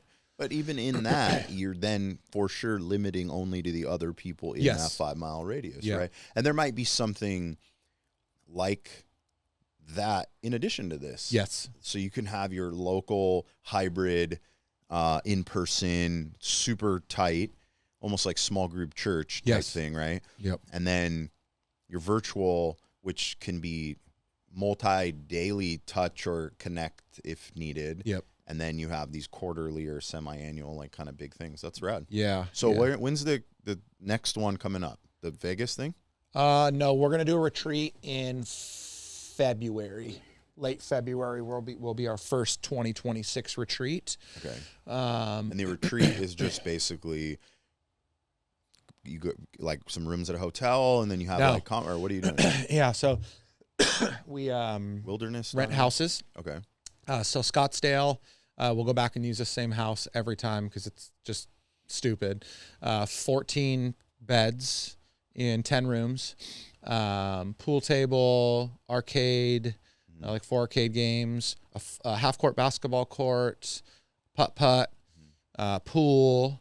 And the goal of every single one of these weekends when it's retreat style is, I have this term, it's called closing the gap between who you are now and who God ultimately created you to be. And that's living with God aligned purpose. And so every guy comes into that weekend in a gap. Could be in their marriage, could be in their business, could be in their own personal relationship with God. And so by helping to show them who they are, who God's called them to be, like from a scripture perspective, and then allowing them to work through the nuances of that individually, and then relate to other guys that come out the other side being a little bit closer to closing that gap. So that's the dynamic of those. So what happens if a bunch of people hear this, we're talking about this, and you get 48 people who want to go? It's limited to 14 beds in this house. So then we would do more than one. 2 houses, No. 3 houses, or No, I just do them on multiple weekends. So but then you get to a place where you're doing this every month again. maybe, and I would be okay with that right Okay. now. So, Are your 14 spots full already? not for this one yet. No. This is actually the first time out loud that I'm making this known. Like Okay. my community doesn't even know this yet. All right. Doesn't know the time frame. Brought to you here first on Beyond the Horizon podcast. Boom. So there's a couple of things that are really important to me, and I'm trying to protect this. God can change this. I'm totally up for it. I was a part of a mastermind for quite a few years. It was based out of Tennessee, and we met every week. My small group, there was 10 to 12 guys, every week for an hour and a half on Zoom. It was phenomenal. And then once a quarter, we would go to Tennessee and get together with everybody, 150 guys from across the country. There was some great stuff that happened, but even when we went with 150 guys, it was in our small group time that we saw the most value and benefit.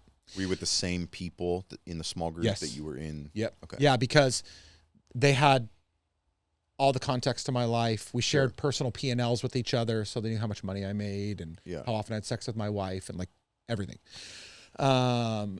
And so for me with these retreats, if you get outside of 10, 12, 15, maybe 20, you lose the personal depth that can happen when it's small like that. Right.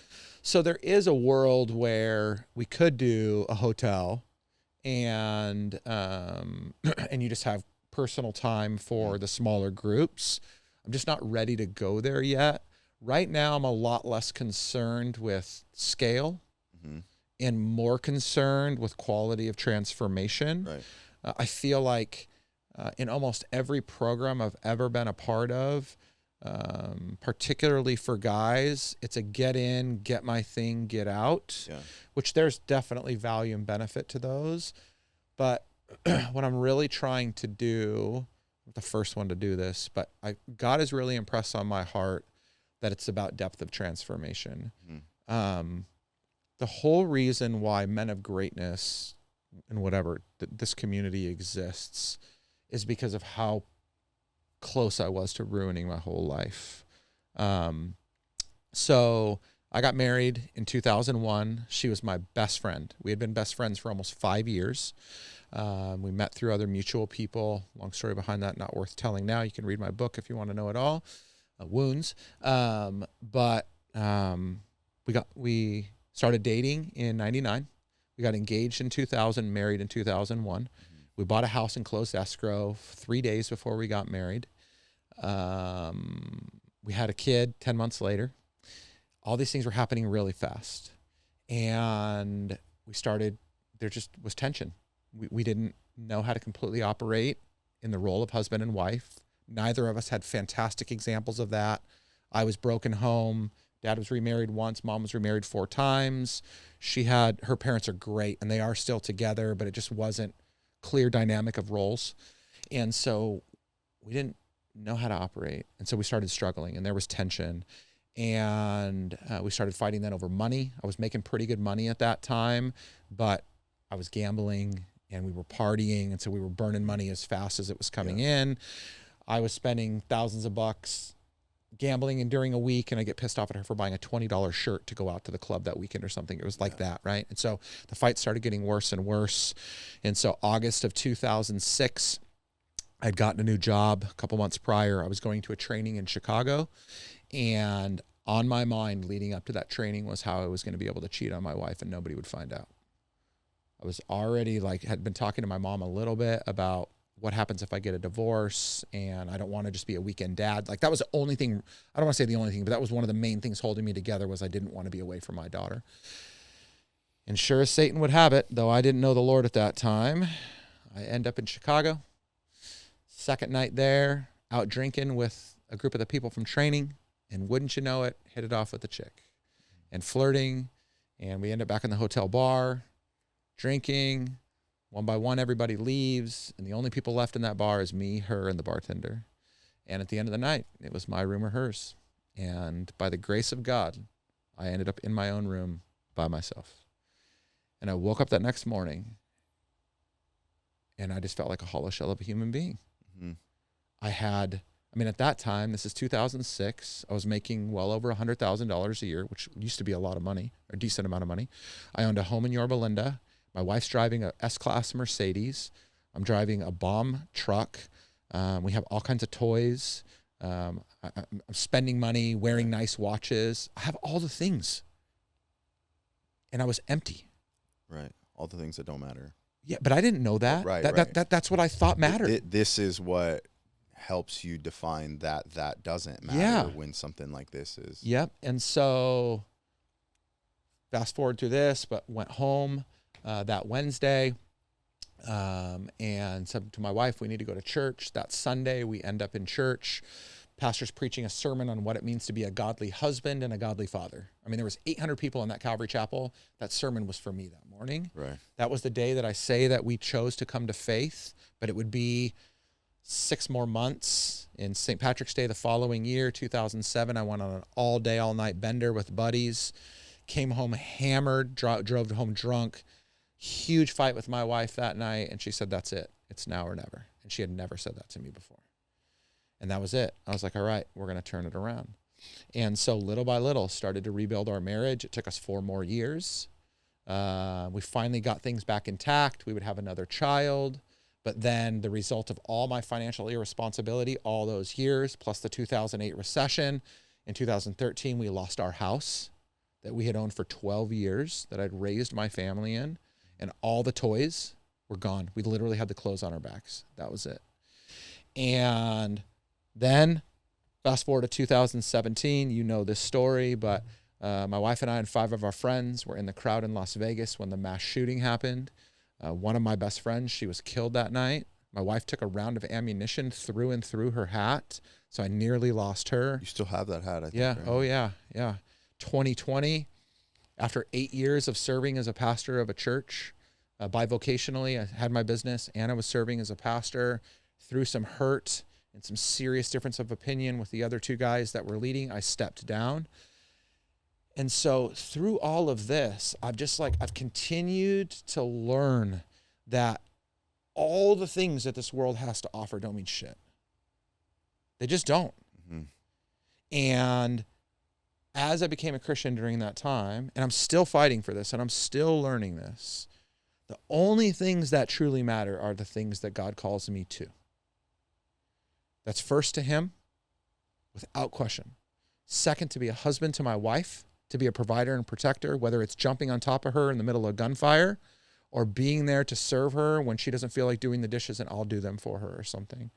To lead my kids the best way I possibly can, to raise them up in the way that God has called them to, so imperfectly, but trying to do that as honestly and openly as I can with them. To be a servant to my clients in the best way I can, to be there for them first and then hope I get paid well as the result of that. And to do that in a community of other people. And when I found myself in my darkest places, I would isolate, even with tons of friends. Mm-hmm. Like, so many of my friends were around when I almost cheated, not present, but like were around me during that time when I almost cheated on my wife. Mm. When I wrestled with anxiety and depression, which was around the time that we met. Dude, one morning, 2019, I went to my office, in that office in Brea. I went into the corner, dude, and I curled up in a ball and started bawling. For the first time, I had an anxiety attack. I had no idea what that was. It was just isolation over and over and over again. And it was because I just found myself in this tension of trying to like fight for the things that I thought I wanted versus trying to just really surrender to what God wanted from me. And that is the fight that I am fighting with as many men that are willing to jump into the arena with me. It's like, I want you. I wish that Christians were the most financially successful people in this world, because I believe that a Christian that's truly walking with the Lord, that's wealthy, will do anything that person can to give to and serve the world around them. And we see that happen in so many organizations in this world. I want them to be financially successful, but never at the sacrifice of their faith or their family. Yeah. We were talking about it at the very beginning of this, and I feel like there's poor job of connecting the two. You've got this prosperity type of message or gospel, right? That's like shared. And then there's this like, well, money's evil. Poverty, so like poverty, right? And acceptance that like, well, this is all that's in it for you, or that, right? And it's like this balance. Yep. That's hard to find and not talked about enough. And well, and it's because, so again, we can all see it's very easy to see how dangerous the prosperity gospel is. We've all seen, I just saw our Instagram reel the other day of a quote unquote pastor, and I mean that, that had his church buy him a Bentley, or, the pastor that's flying around on his own private jet, like things like that, right? Yeah. So like we see how evil that is when these are not like, it's not like Warren Buffett stepped into becoming a pastor. No, right? They raised that money in the church off the backs of people that probably can't put food on the table some days, right? But he's trying to get them to believe that if you give to me, then God will give to you, right? I mean, that is the most antithetical message, or one of the most antithetical messages that exists in the world today. But the other side of that, as an answer to that, has been the poverty gospel, which is money is evil, which, by the way, Scripture 101, never does it say money is evil. Translations vary on money is the root of all kinds of evil. It's not evil in and of itself. And as a matter of fact, we see even in Scripture, like a wealthy man was the man that gave Jesus his tomb. Joseph of Arimathea was a wealthy man. He was the one that just happened to have a spare tomb to give to Jesus. So when to Jesus' disciples, so when Jesus died, he would go into a tomb. If not, the dude was going to be buried, 2 feet under the ground in a hole dug by human hands. I firmly believe a tomb would have been found, because the story says, I'm sure some other wealthy guy would have a tomb. But you know what I mean? It's like that exists. And so poverty is not the gospel either. The gospel empowers me, right? The gospel is simply the fact that Jesus lived the perfect life, died the sinner's death, rose to defeat sin and death, and offers that to anybody that will put their faith in him. That's the gospel. But that gospel then empowers us as individuals to, as the Bible says, to live for freedom. That's freedom from the tethers of this world, but then freedom to live into the call that God has on our life, and therefore then the freedom to experience all that God has for us. And when we are misusing Scripture to fear success or to distort it, then we see which is what we have seen a lot in society. We have seen Christians turn from opportunities to achieve that success and therefore be good stewards of that success in the world. I mean, we should want to be the wealthiest. Again, some guy asked me this recently, what would happen if, what would it make you feel like if you could write a check to anybody anytime they had a need? Amazing. Have you seen that guy, MD Motivator, on Instagram? I mean, maybe, probably. I don't. So all he does is he meets these poor people, starts to tell their story on Instagram, and then he starts a GoFundMe. And there's multiple people like kind of that. follow. And people donate, and he goes back and gives them $10,000 in cash, $50,000 in cars, houses. Yeah. Dude, every one of those I just bawl. Yeah. And I think to myself, I want to do that.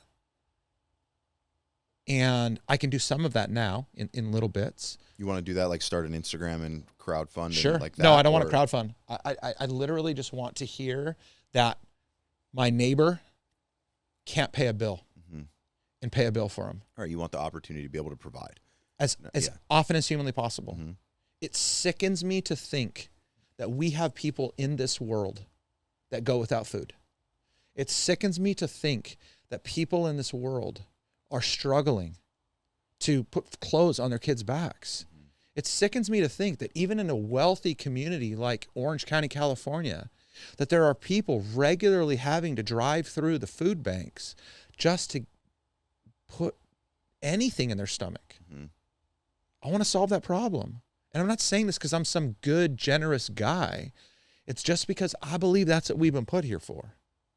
And we try to do that now. I want to do more of that. Anyway, so it's that's what I'm trying to help these guys to see is go be a good steward of what God gave you.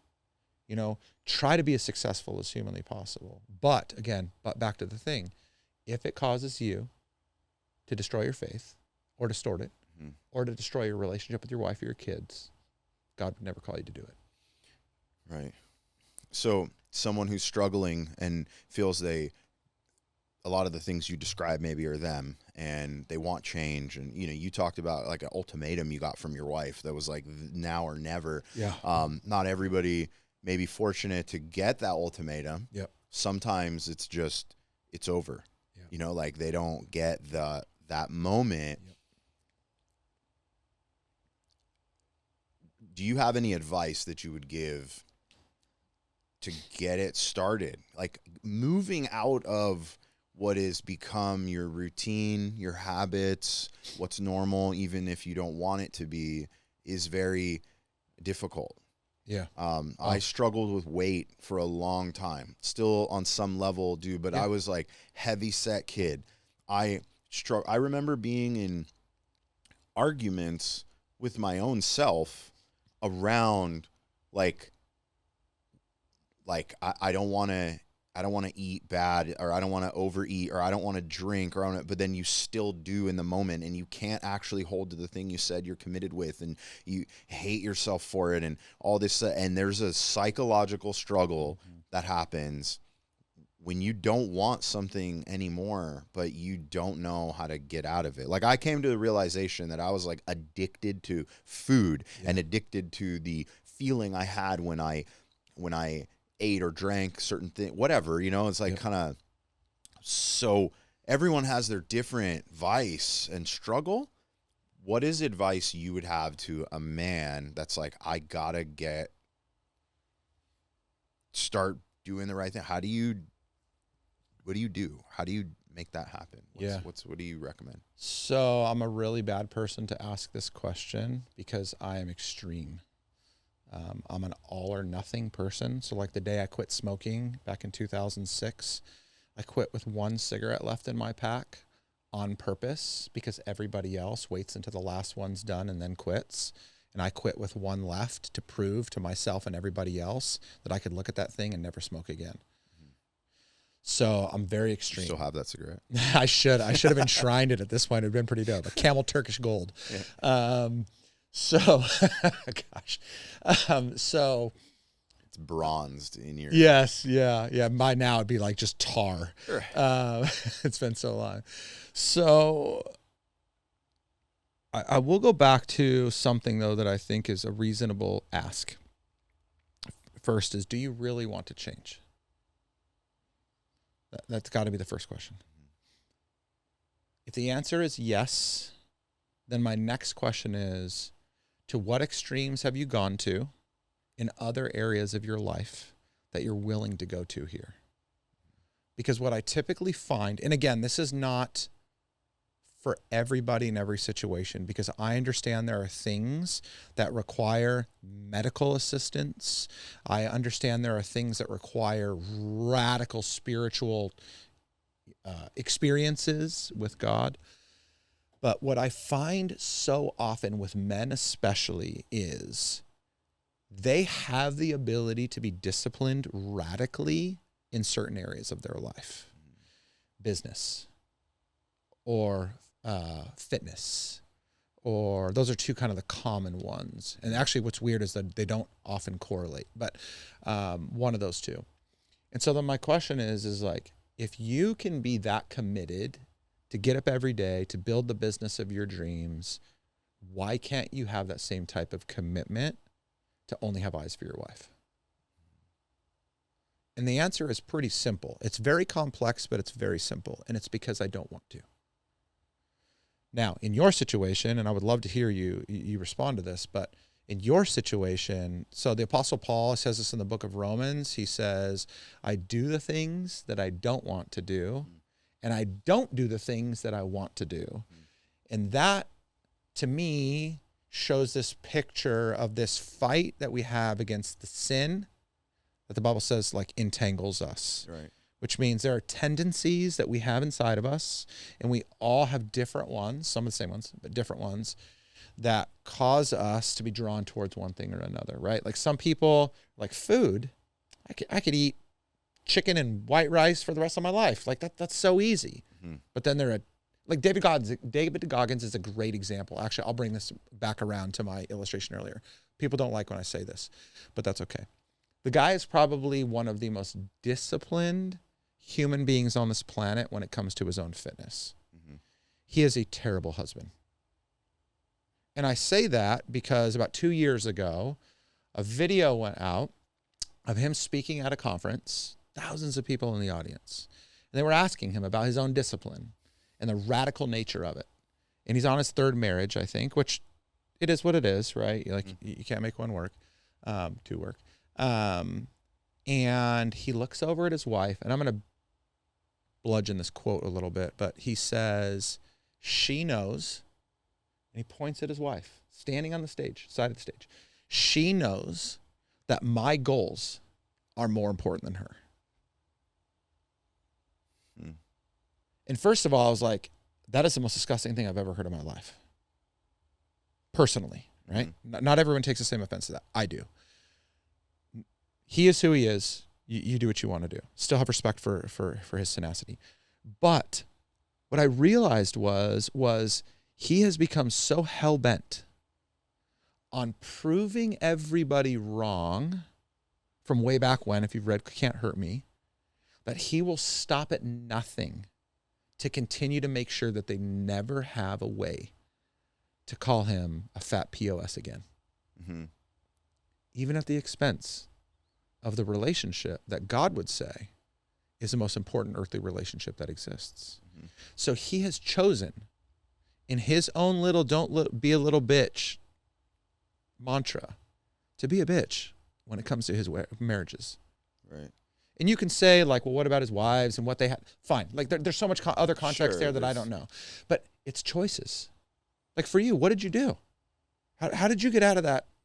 I the catalyst for me, well, I had shed weight and gained weight and gone through these kind of yo-yos over time. But the real like catalyst, I had a kid. My son, my oldest, was not walking yet. And I know that I was tired. I would be frustrated to bend over because I was just like a big dude. I could have been a bigger guy, but I was like, at my heaviest, I was like 6'1", 280. And always kind of like a stocky, husky guy. But I just felt uncomfortable all the time, right? So I ended up joining a gym called the Camp Transformation. Oh, yeah. I found it. I literally saw a Facebook ad. Yeah. I saw some stuff, and I was like, I need this. And I'm extreme also, typically.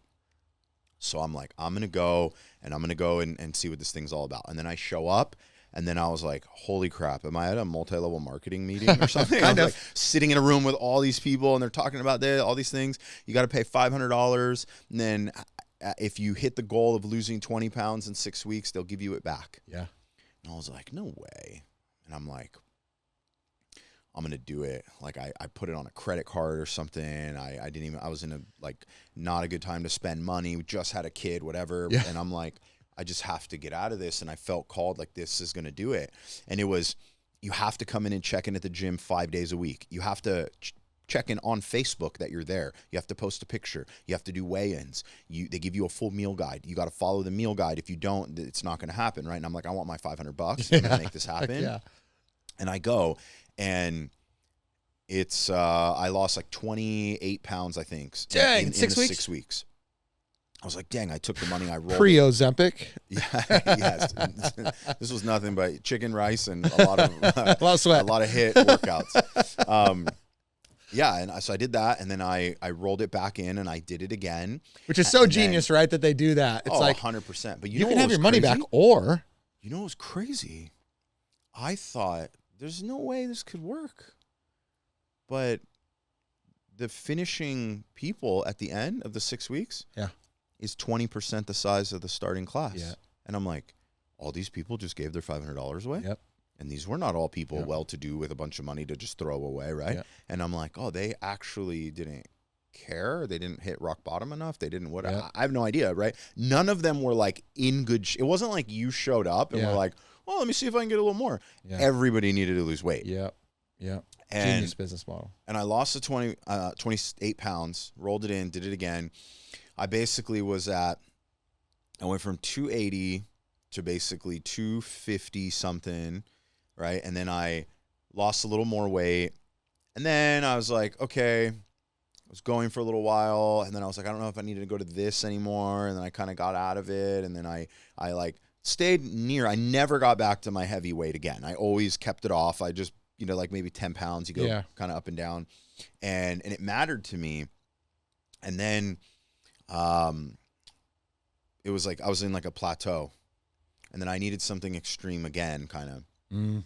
And I happened to come across my buddy Matt Medoc, he's the one that started Sessions, West Coast Deli Session Sandwiches. If you never had, check out Sessions, awesome. He was doing a fundraiser because he was working with Lululemon for this thing, and it was an ultra marathon in Catalina. So I'm like, I kind of was like, oh, dude, I want to do something like that. So I was like, are there any more spots left? What's up? We talked. He's like, yeah, you can do it. He sends me this thing. An ultra.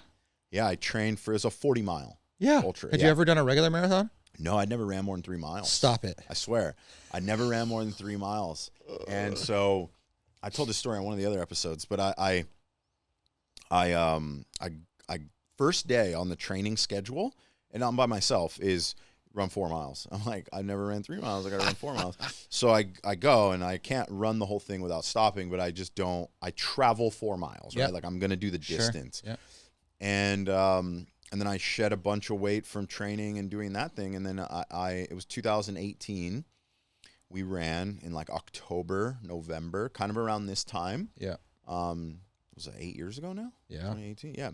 So we ran it, and I was the last of the finishers. It was I want to say there was like 22 or 24 or something started the run, and either people dropped out, got sick, or didn't make the halfway mark on time. Yeah. I should have stopped, but I ran past the halfway mark, probably 20 minutes late, but I just didn't stop. I kept going, and I finished, and I did it. And Dude, that's sick. So then I kept running after that for a while, and then I got all the way down to, I remember I broke under 200 pounds. I got to 199. But I was kind of like skinny, fat, flabby in some spots, not a lot of muscle. I'm not into the ultra runner like body. Like that wasn't my physique I wanted, whatever. Yeah. But anyway, long answer to your question. My response, it had to be something extreme. Yep. And it had to be something I was committed to outside of myself. Yes. Okay. So I think like tracing that back, just really important that even though like running the marathon, well, getting my $500 back, then running the marathon or the ultra, obviously those were goals, but those were only secondary to I'm exhausted when I pick my kid up. Yeah. Right. And so that's what I'm talking about is we have to root our choices in the things that matter most. Mm-hmm.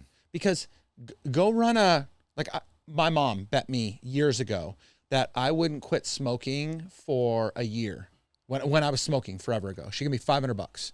I quit smoking for exactly 1 year, collected my $500, started smoking again.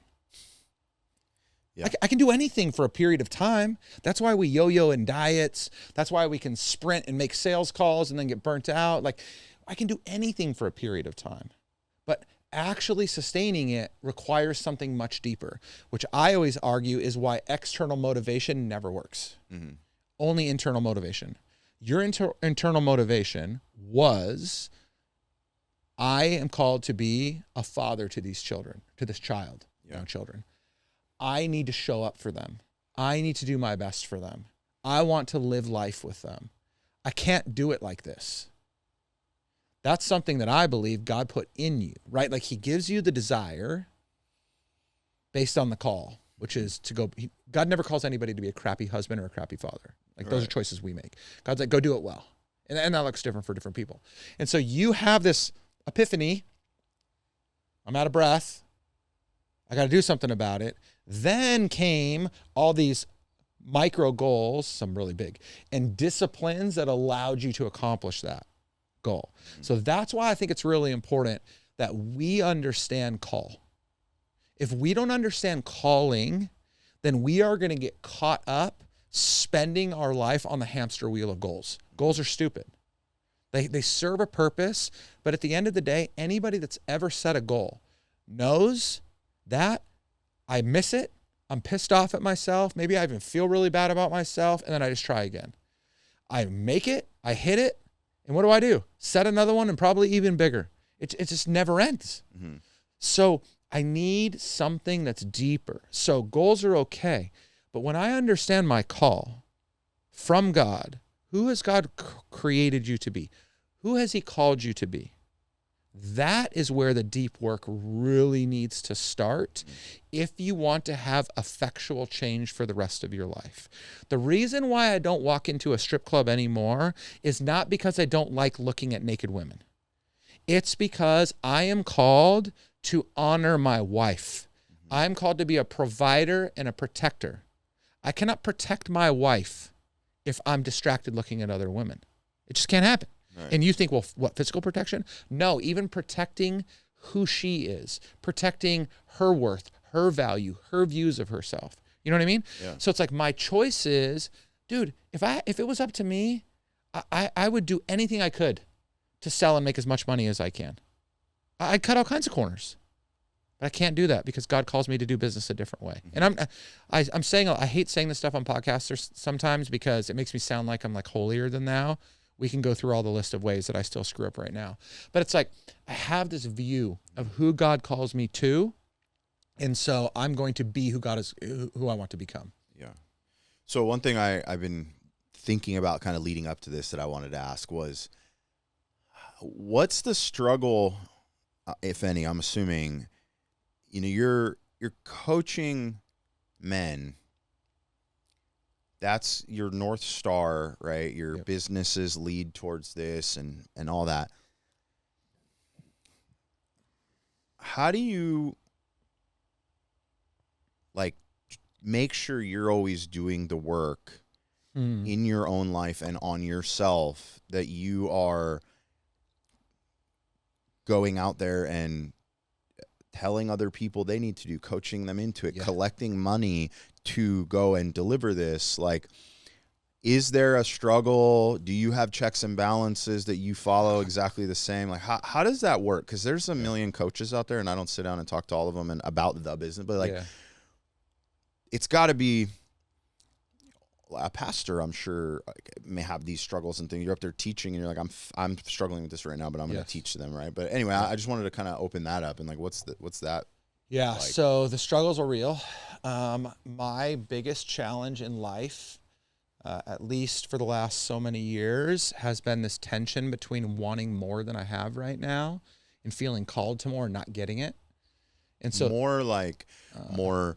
So like we haven't been able to buy another house since we lost our house in 2013. I don't really care. I'd rent for the rest of my life. I don't always think it's the best financial investment. My wife really wants a house. So I want to give her a house. So I need to make more money.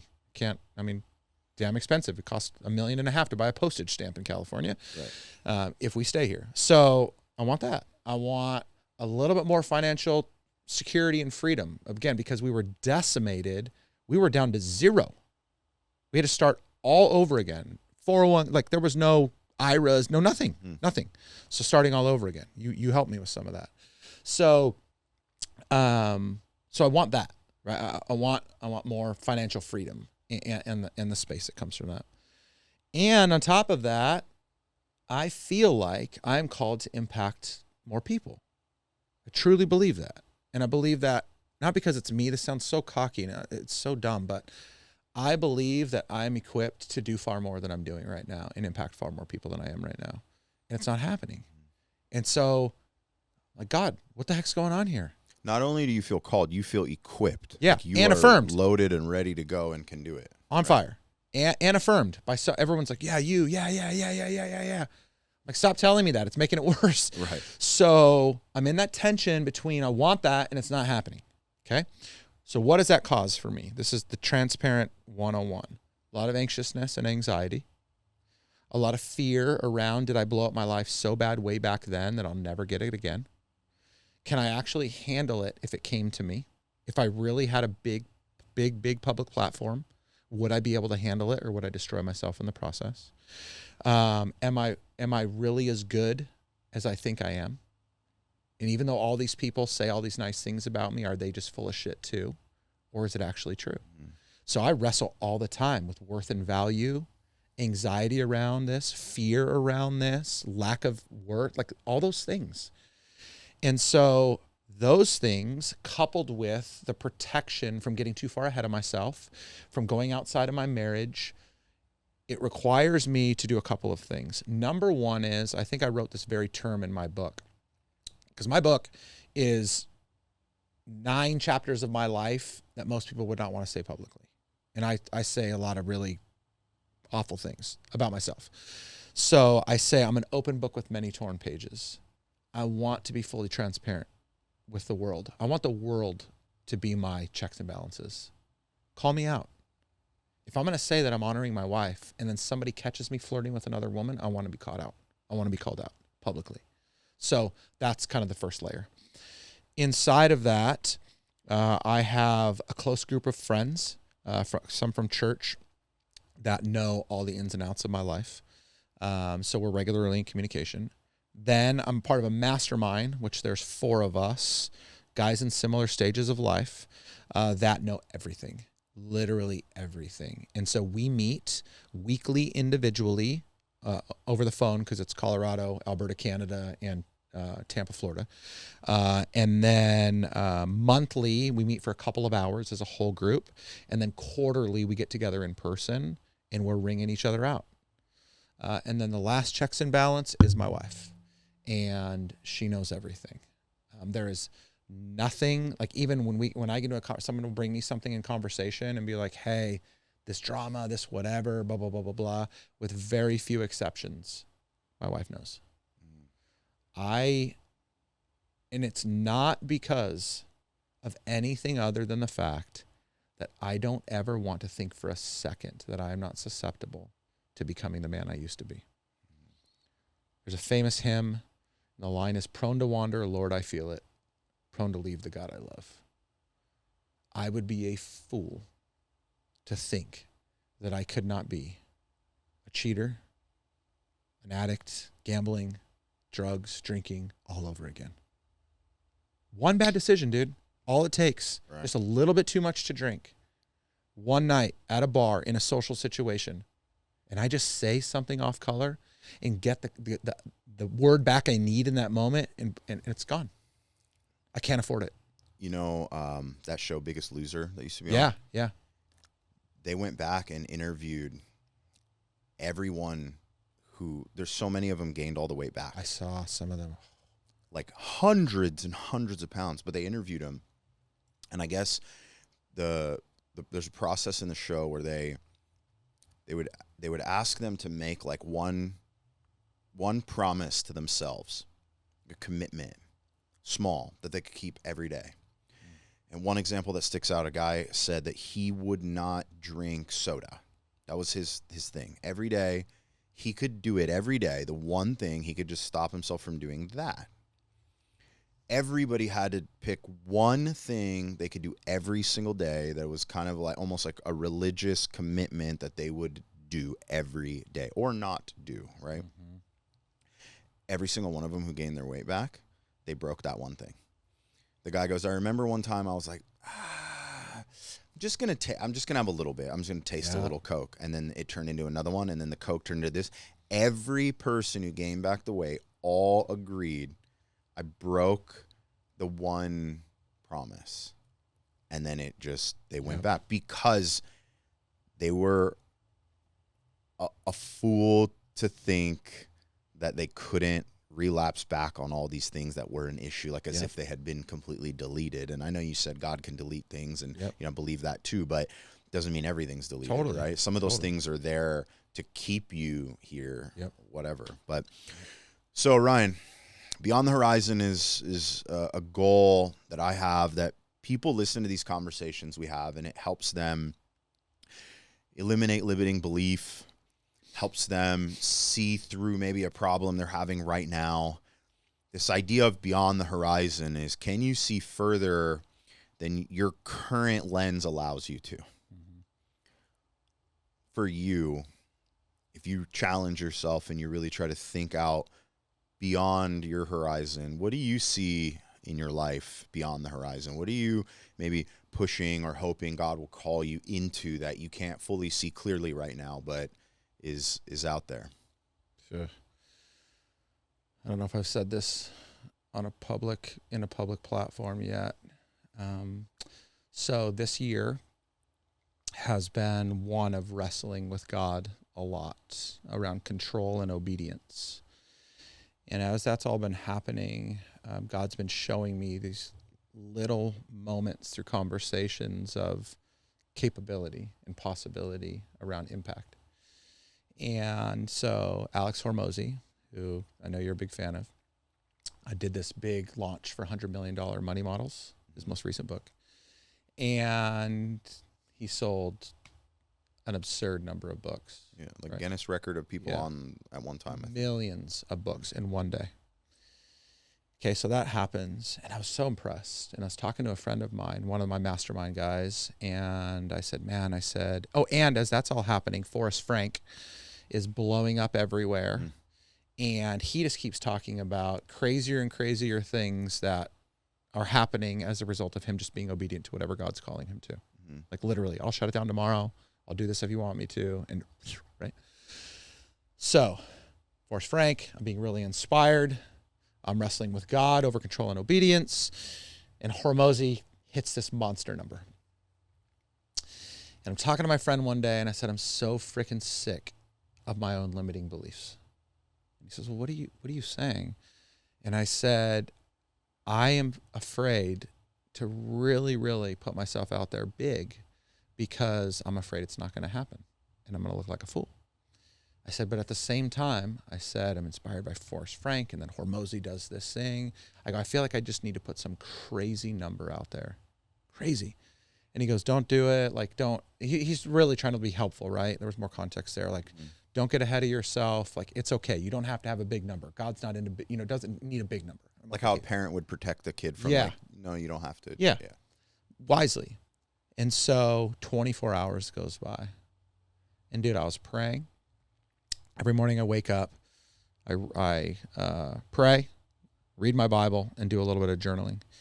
And the number 3 million, like, just became like clear as day. And I called my buddy later that morning, and I was like, dude, you're not going to believe this. I said, I don't know if these two things are attached, but I feel like that's it. I was telling you yesterday, I know you told me not to, but I don't know where that number would come from. How about 1 million or 10 million? Like, let's make it clean. What's this? And there had been nothing in the past weeks, months, nothing where that number was at all relevant. So I've been praying and praying. This was about 4 months ago now, I think 3 or 4 months ago. I believe that God is calling me to impact the lives of 3 million men. I don't know if that's me touching them directly or me influencing one guy that then has 1,000 people that I don't know. I have no idea. But I am willing to do whatever it takes. And I have the full support of my wife. I have the full support of my kids. And I think that I'm at a place in my life that when God decides to draw me into that completely, that I'll be ready to go to war. And I think I have the right people and the right things around me to protect me from destroying myself in the process. So I think that's it. I don't know what that looks like yet. I don't know if that's a stage or a big podcast, viral. I don't know. I have no idea. But I just look out in the world today, man, and I see the brokenness of our society. I see the brokenness of people, of our kids, of families, of the church in a lot of ways. And it's all rooted in this idea that, first of all, we have just abandoned what it means to truly follow the Lord. But right behind that is men have become so apathetic to what's going on around them. They're not willing to be extreme about the things that they must be extreme about. Again, like extreme faith in Jesus, extreme relationship with your wife and your kids. That's it. Extreme. All costs. That's the rally cry that I really believe God is calling me to. That's amazing. I'm excited that you got the number and that you're willing to share it here openly, publicly. It's been in your mind, you're wrestling. And I think it's been a great conversation. And I'm so stoked that you came out here and talked about it. Before we wrap up, can I pray for you? I would love that. All right. Yeah. Lord, I thank you so much for Ryan's openness and willingness to be here and all the things that he shared. And I pray that anyone who listens to this can really take away something that's tangible in their life and feel like this is a moment where they have that pivot. And as a man, especially, so many people out there like don't know the struggles that other men are having, and that they would find that community and people that they can lean on and don't try to do this on their own. And I pray for Ryan that you would make the path clear as day for him to be called into, and always continue to remind him that it's your work you're doing through him, not his work he's doing. And that this number of 3 million you've called him to, that you bring it to fruition, and that 3 million can multiply to 30 million, to 300 million, and keep going from there. In Jesus' name, amen. Amen. Thanks for coming out here. Thanks, buddy.